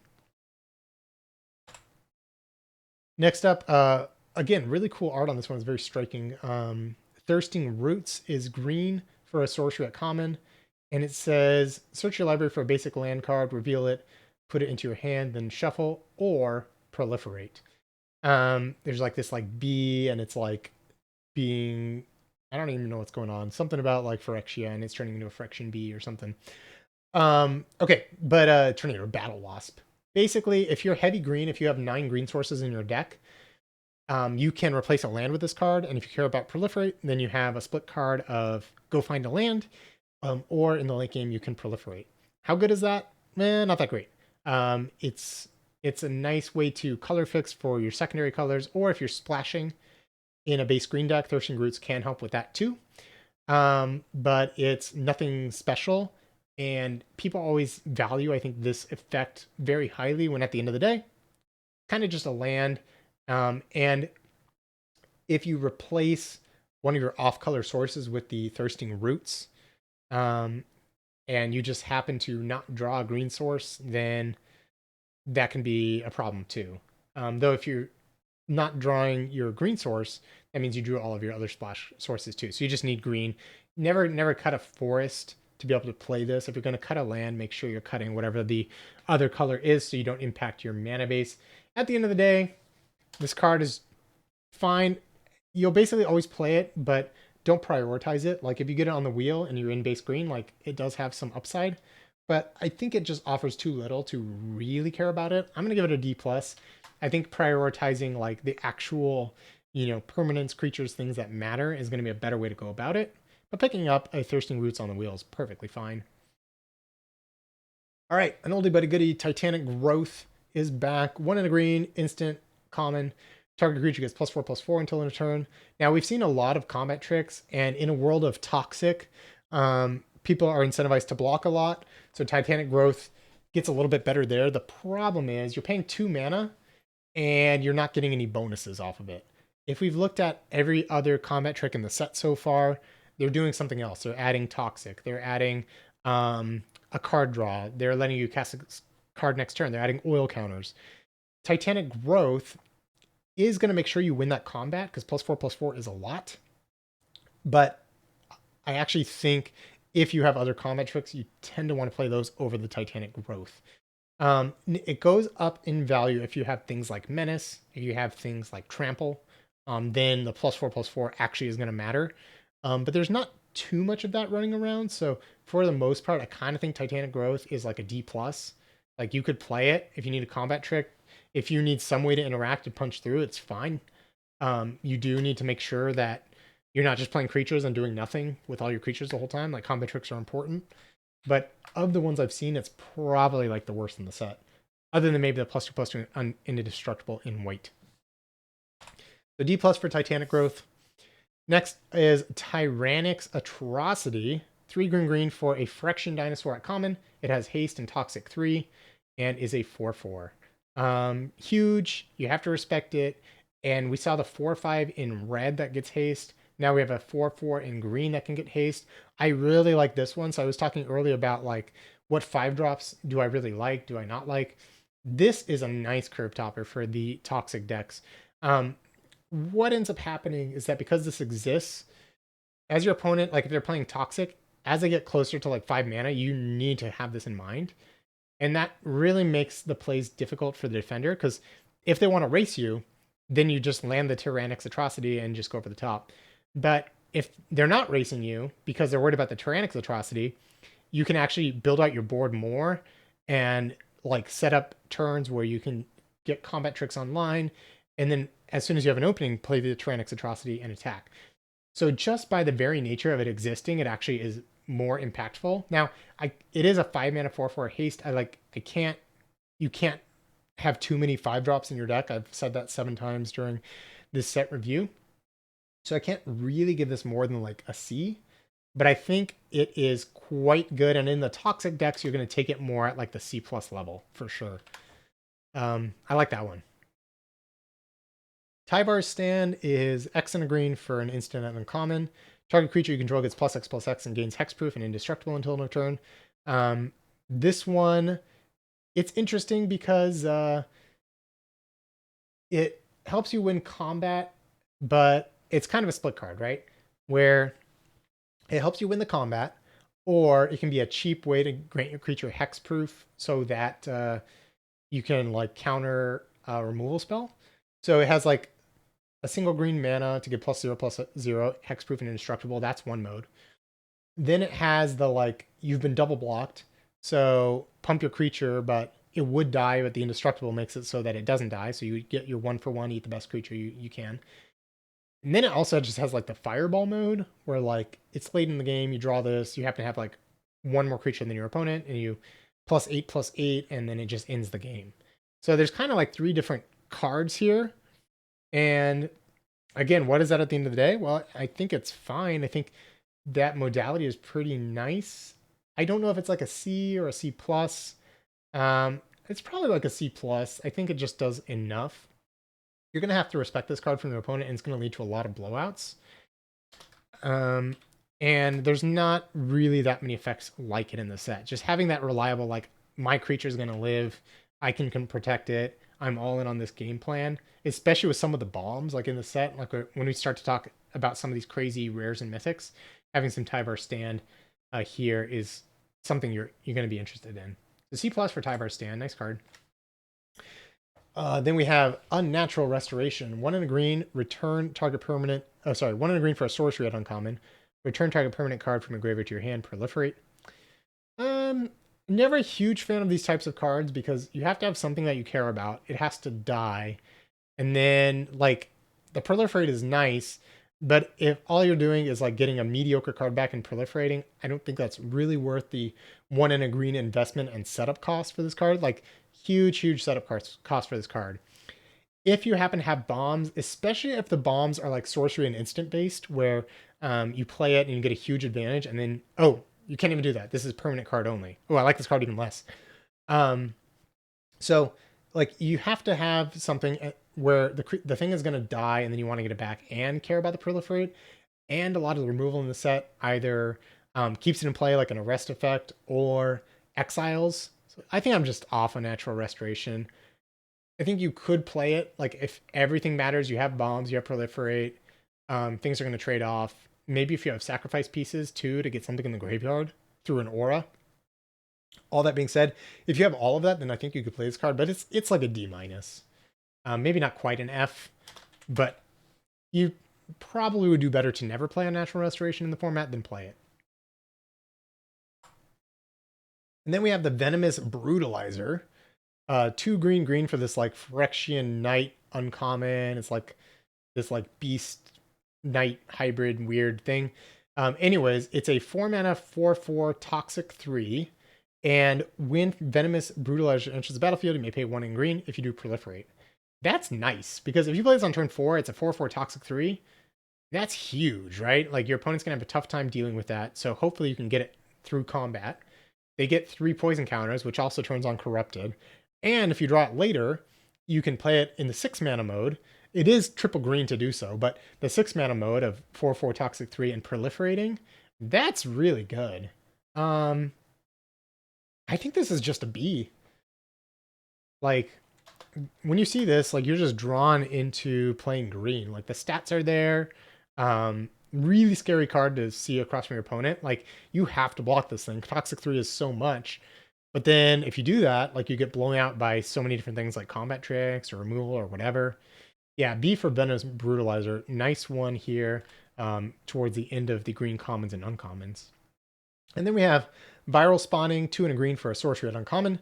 Create a 3/3 green Phyrexian Beast creature token with Toxic 1. And then it has Corrupted. As long as an opponent has 3 or more poison counters and Viral Spawning is in your graveyard, it has Flashback 2 and a green. So I think it's the only flashback card in the set, but 3 mana 3/3 Toxic 1. That's already pretty decent, right? Like, your opponent again has to respect that early. There are a lot of 3/2s, so it doesn't necessarily trade favorably, but the fact that later you get to cast the spell again and get another 3/3, that's really good too. Like, is this just another B? Maybe it's a B minus, but I mean, it's a 2-for-1, right? It makes two 3/3s over the course, and you can have installments. This card's really good. Either a B or a B minus. I think it is quite a bit worse than the 4/4 here. And there's other good things to play on 3 mana, like the 3/3 that goes and gets a land. So I'll probably give this a B minus just because of the competition in the set. But yeah, it's definitely in the B territory. Nice card. All right, so that's green, folks. We have the artifacts, and then we're on to the rares and mythic. So quick little intermission here. Ooh. Alrighty. Are you ready, everyone? Aye, aye, Captain. Okay. Okay, so artifacts, yes. So here we go. Starting off, we have Atrax's Skitterfang. It's a 3-mana 2/2 artifact creature. These are all going to be artifacts. So actually, I'm going to say this is an artifact creature, but you can assume for the rest they're also artifacts. It's uncommon, and it enters the battlefield with 3 oil counters on it. And at the beginning of your combat, on your turn, you can remove an oil counter from it. When you do, target creature gains either flying, vigilance, death touch, or lifelink until end of turn. A lot of abilities, and it can help you attack through a stalled board or help you win races because of lifelink. The ability is really good. The 3-mana 2/2 part of this card is pretty bad. So if you have a lot of toxic creatures and you care about getting those poison counters, I could see Skitterfang playing a role, especially if you care about Corrupted. This card's pretty good at enabling Corrupted because your toxic creatures are just going to have death touch and your opponent's not going to want to block them on those turns. And then you're going to have Corrupted and life's going to be grand. Similarly, if you have really big things and you want to give them flying or lifelink, I could see Skitterfang having a role, especially if you're able to proliferate and keep doing that. Then this card I think can be quite good. Also, it being an uncommon is kind of a nod to its power level, but it's much more of like an enchantment kind of thing that sits there and gets this ability over time rather than Rumble itself, because it is at the end of the day a 3-mana 2/2, and that is incredibly below a rate. So the Skitterfang, what do we grade it? Well, all that being said, that's a lot to put together. I don't like the 3-mana 2/2 part, but I really like the ability. So I think it's still pretty good. I almost like it more if it wasn't even a creature. Like it's just something that had the oil counters and did this every single turn. I'm having a hard time grading this one, but if it was just like a 2/3 or something, then I think it would be like in the B range. But at 2/2, it just doesn't, I think, quite do enough. I think it's a C plus. If you're able to proliferate onto this a lot, I think it could be more in the B range, where like every single turn something's getting lifelink, then that's incredible. But I don't think that's that common based on what we've seen. So C plus for Atraxis Skitterfang.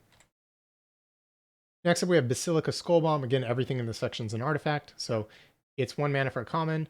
You can pay 1, sacrifice it to draw a card. That's true of all the Skullbombs.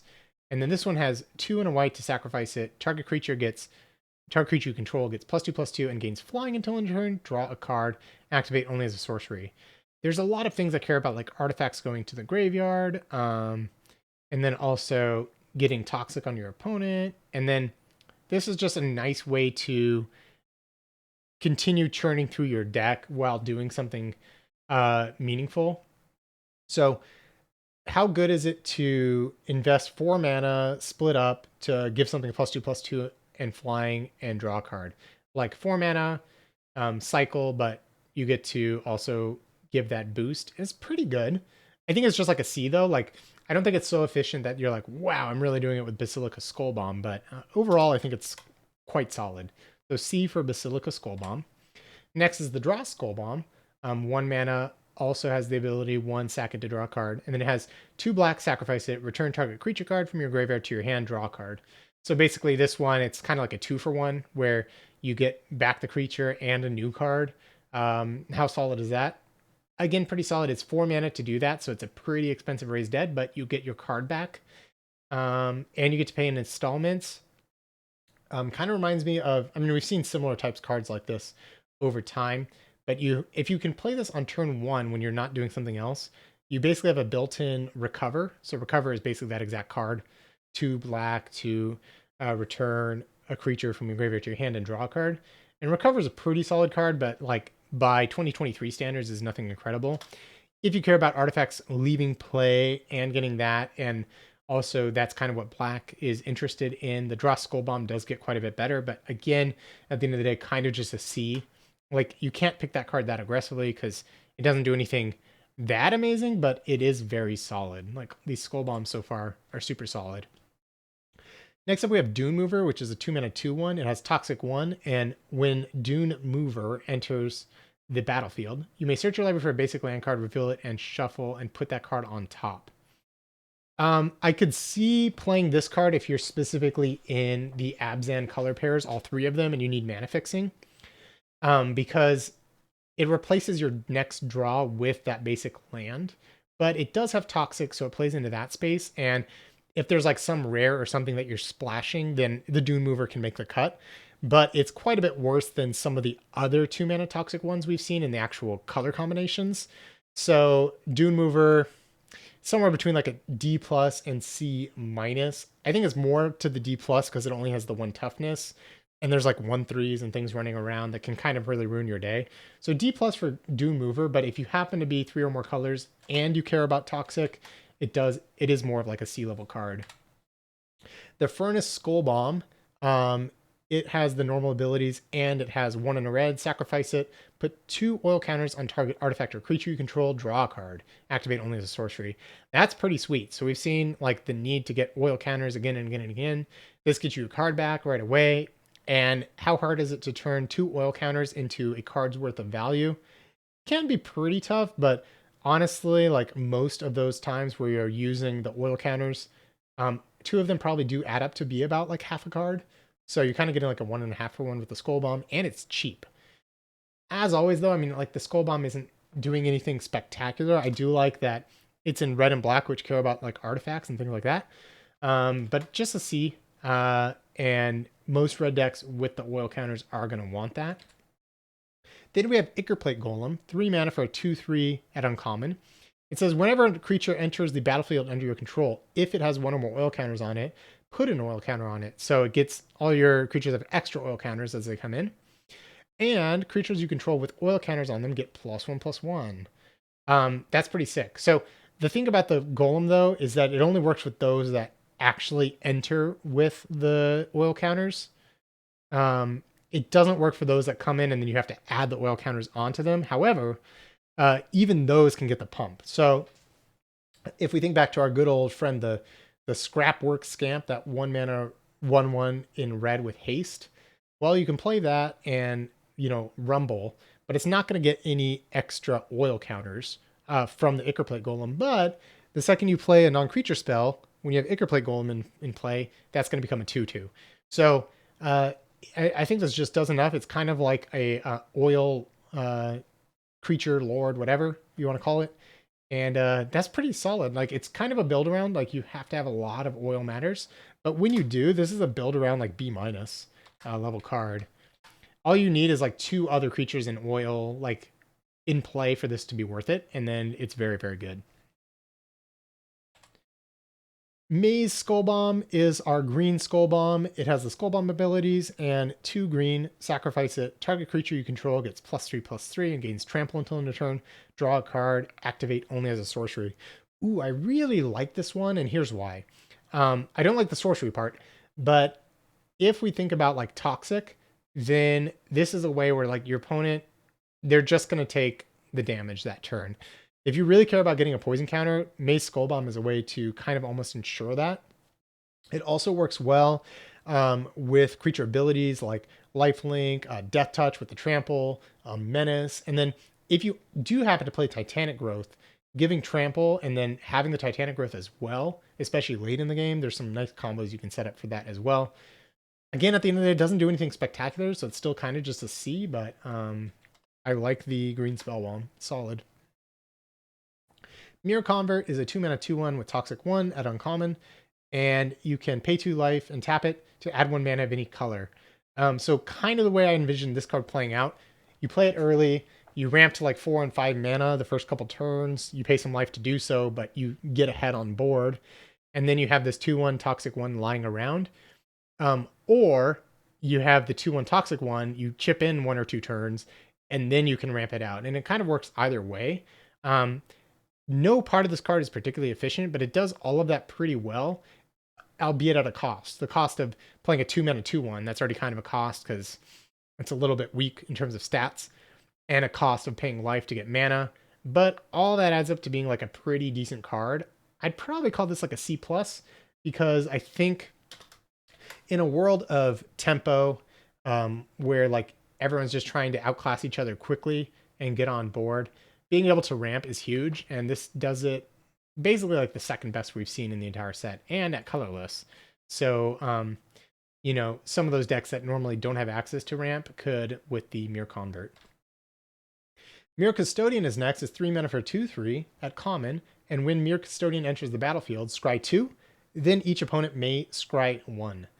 So 3 mana 2/3, scry 2. This is inherently really defensive. It also gives your opponent a scry 1. That's pretty bad. However, if you really need a 3-drop, I could see playing this card. But you can do better for your 3 mana. I think this card is just like a D. Fine stats, but really a card you would look to not play. Mirror Kinsmith is 4 mana for a 3/1. And when it enters the battlefield, you may search your library for a mirror card, reveal it, put it in your hand, and then shuffle. So how good is a 4 mana 3/1 draw a specific card? It's fine, but I don't think you're paying a lot of mana to get a 3/1, and then the mirror you get better do a lot. And so far, it doesn't really seem like you're going to get a lot of value out of that. So even though it's like a 2-for-1, it's an expensive 2-for-1, and the creature is really tiny. So this is, I think, not where you want to be. This is kind of like a D+, and you need to have mirror to go find. But maybe if you could buy, like, if you can build some sort of like mirror engine or something, or you care about getting a bunch of these creatures into play, you can use this card to your advantage. But D+ for the Mirror Kinsmith. Phyrexian Atlas, rounding out some of our artifacts here. We got 3 mana and a common. It's an artifact, and you can tap and add 1 mana of any color. But you also have Corrupted, and it says whenever Phyrexian Atlas becomes tapped, each opponent who has 3 or more poison counters loses 1 life. So we were talking about ways to mana fix. There's a few of them. There's a decent amount of mana fixing at the artifact levels. Phyrexian Atlas is kind of like one of the main ways, but it is 3 mana. And so you're paying quite a premium to be able to mana fix, because you're not affecting the board in a set where that's really important. Now, I will say there are a lot of 1 mana plays. So if you do happen to have the 1 mana plays and also 5 mana plays, Atlas gains a lot of value, plus having things you really want to splash. So if you have some combination of those, this card does get a bit better, because you can play the 1-drop, or play it, ramp into a 5-drop, and then suddenly the Atlas has a home. But you need to make sure that it makes sense in your deck, and then given all that, it's still like a C- card. It'll have a place. You'll know it when you see it, but most decks are not going to be interested in the Phyrexian Atlas. Prophetic Prism. Ooh, our old standby. Fantastic card. 2 mana, right? It's a artifact and at common. When it enters the battlefield, draw a card, so it replaces itself. And then you can filter mana, pay 1 tap, and then add any 1 mana of any color. So Prophetic Prism, if there's maybe some of those gold signposts you want to splash in something, it could be good. And it does a few different things, but some sets are better for Prophetic Prism and some are not. If I had to guess, Prophetic Prism in this set is not a set where it's good, because you do want to be playing to the board, and playing to the board with Prophetic Prism is not really what you want to be doing. But it is actually pretty good with the blue Artifact Matters payoffs, right? If you can play Prophetic Prism more as like on turn 4 or 5, along with another 2 or 3 drop, and then it's going to trigger some Artifact Matters stuff, and then maybe you're also splashing, then it has its uses. But I think oftentimes Prophetic Prism, It looks nice. It's fun. You always get a card off it. It feels good. So people pick it really highly, and that doesn't necessarily mean it's like a winning card.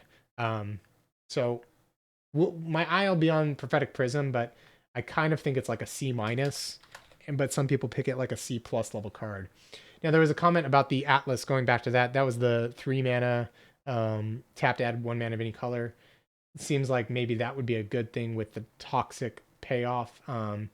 If you can get the Corrupted online early and your just opponent loses 1 life every single turn using it, it's pretty nice. That's kind of why I was thinking in blue specifically with some of these artifact matters, because if you can get your opponent corrupted, you're probably not winning based on the poison counters, but you can get a lot of payoffs and play a slow, like mid to control game as well. So yeah, definitely a use for the Phyrexian Atlas.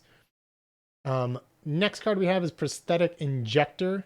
It's 1 generic mana for an artifact equipment at uncommon, and it's a Phyrexian equipment, so there's no 4 merit in here. It has equipped creature gets +0/+2 and it has toxic 1, and then equip 1. So how good is a 1 mana equip 1 +0/+2 and has toxic 1? It's good if you have a lot of high power creatures that you want to punch through that sort of allow you to give your opponent a bunch of toxic counters. Like I'm thinking of the green 1 and a green 3/1 with toxic 2. Pretty good combo with Prosthetic Injector because you can turn into a 3/3, and that's going to rumble past whatever your opponent's playing at that stage in the game. And then it actually toxics for 3 at that point because it also has toxic 1 from the Injector. So if you have a lot of that kind of effect where it's high power, low toughness, the Injector I think could have a home, but in general is going to be pretty bad, and it's probably going to get played in a lot of spots it doesn't really belong. So it's kind of like a build around C, where if you do have the high power, low toughness creatures, it can be quite good, but the rest of the time, well, I don't even know. It's so cheap. Adding +0/+2 is pretty nice with the equipment. Maybe this card's actually just a C plus. Like if you imagine playing a creature and spending 2 mana to give it +0/+2, then it's pretty hard for your opponent to attack through that. And then you can cheaply move it around after attacking. So you have good blocks, and then if you have good attacks, the more I think about this card, it's actually pretty good. You do want to have power, but Prosthetic Injector is solid. It kind of reads like one of those like kind of like weak cards, but it does enough. Yeah, exactly. It does a lot for a little. That's what we want to see. All right, our next one is the Rib Skiff. It's like this like boat going crossing the river Styx or whatever. It's a 4 mana 4/4 vehicle at uncommon. It has toxic 2. When it enters the battlefield, draw a card. I like that. And then it has crew 3. Yeah. I mean, it replaces itself. The crew 3 I don't love, but 4 mana 4/4 that draws a card. It's kind of like the there was like the floating boat bridge or something. It was a 4 mana 5/5 with crew 3 that drew a card, didn't have toxic 2. I guess that card was only okay in its respective set, but I think what's often going to happen in these games is you're off to the races with the toxic cards, and then since both players are preventing each other from doing anything with those, like trying to play to the board, sometimes it'll stall a little bit, and that's where Rib Skiff comes in. You play that, you draw a card, you probably attack with it once, your opponent might trade off with it, and then now you've kind of gotten a 2-for-1 off of it, and it's just huge. A lot of the creature sizing is really small in this set, or like relatively small, like a lot of 2/2s, 3/2s, something like that. So a 4/4 is pretty large. Yeah, I think this also plays well with like things like mites, where if they can't attack and they can't block, then at least they can crew vehicles. That's a great point. Yeah, so I like the Rib Skiff. I'm gonna give it a C plus. I'm not gonna go like crazy overboard with it because it has that crew 3 sort of not able to crew it all the time really quickly, but I think it does enough. I think it's good. So C plus for Rib Skiff. Then we get the blue Spell Bomb. Again, the Spell Bomb ability of 1, sack it to draw a card, or 2 blue, sacrifice it, return target creature to its owner hand, draw a card, activate only a sorcery. So this is kind of like 4 mana to bounce something and draw a card, but you can pay in installments. That's probably the best of any of the ones we've seen. The blue bounce spell that costs 3 to bounce something and draw a card has historically just been one of the better blue commons in every set it's been in. I don't see any reason why this would be any different, especially because you can play the Skull Bell on 1, your opponent plays some stuff, and then eventually you just get to bounce something, and you get your card back. And so it's at least going to be like mostly tempo neutral, maybe tempo positive. And if you draw it late in the game, rather than costing 3 mana, you have to pay 4 instead. I'm actually going all the way to C+ on the Surgical Spell Bomb. I think it's probably even like one of the better blue commons we've seen. So yeah, really nice card there. All right, and then we have some lands. The Autonomous Furnace is a land. Now these are called spheres. So some cards care about like you having spheres. It's a non-basic land. But all the spheres have the ability to add the color of their type, and then you can pay 2 mana to tap and sack them to draw a card. So for like this one, the red sphere, it comes into play tapped. You can tap to add a red. You can pay 1 and a red to tap and sacrifice it to draw a card. So these are nice ways to just have extra card draw into the late game. They also trigger some sacrifice shenanigans if that's something. I'm not sure. I don't think it really is with lands going to the graveyard. Not really something about this set. But they're also not artifacts. So they're still very good because lands that turn into cards later in the game is excellent. So you're going to want to pick them around the like C to C+ level, but from what I've seen, there's not a ton of synergy with them. And also there's a lot of, I think, mana sinks in the set. Like we've seen a lot of activated abilities. We've seen ways to move equipment. I don't think there's going to be a ton of times where you're like, I have nothing to do with my mana, which makes the spheres a little worse. Like at just face value, they're C+. But the more activated abilities you have, the more ways you have to use your mana, the less good these are. So these really range from like C to C+.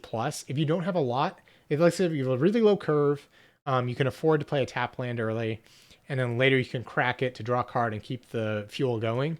These are going to be great, but often in those decks, you're going to be playing a lot of the 4 Mirrodin equipment anyways. So in my estimation, while I want to go in and say like these are C+, I think they're going to play a lot more like C's than C+.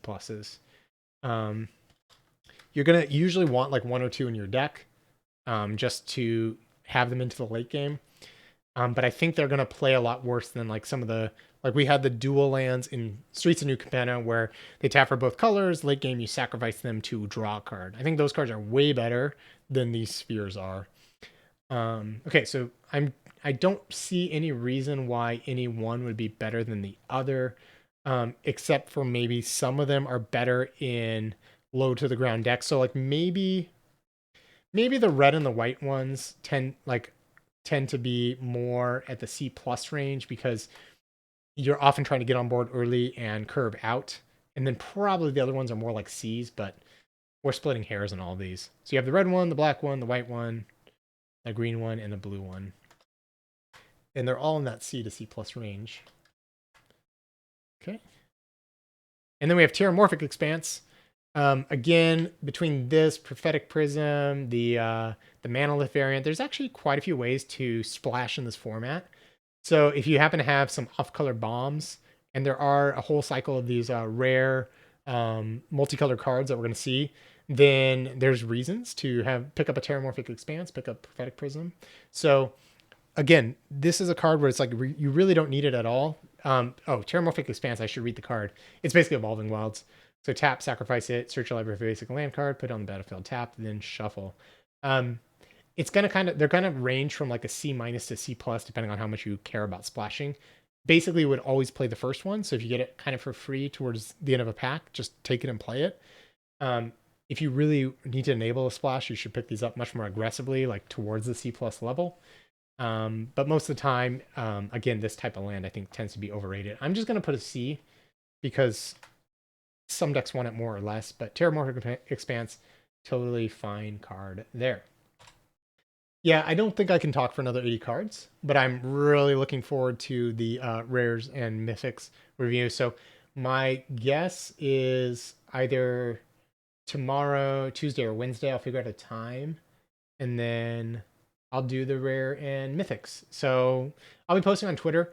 So if you're not already following me there, or if you are in the Discord or whatever. There's a lot of ways where I'll post where we'll finish the set review. But yeah, let's call it for there, and excited to do the rare and mythic show at that point.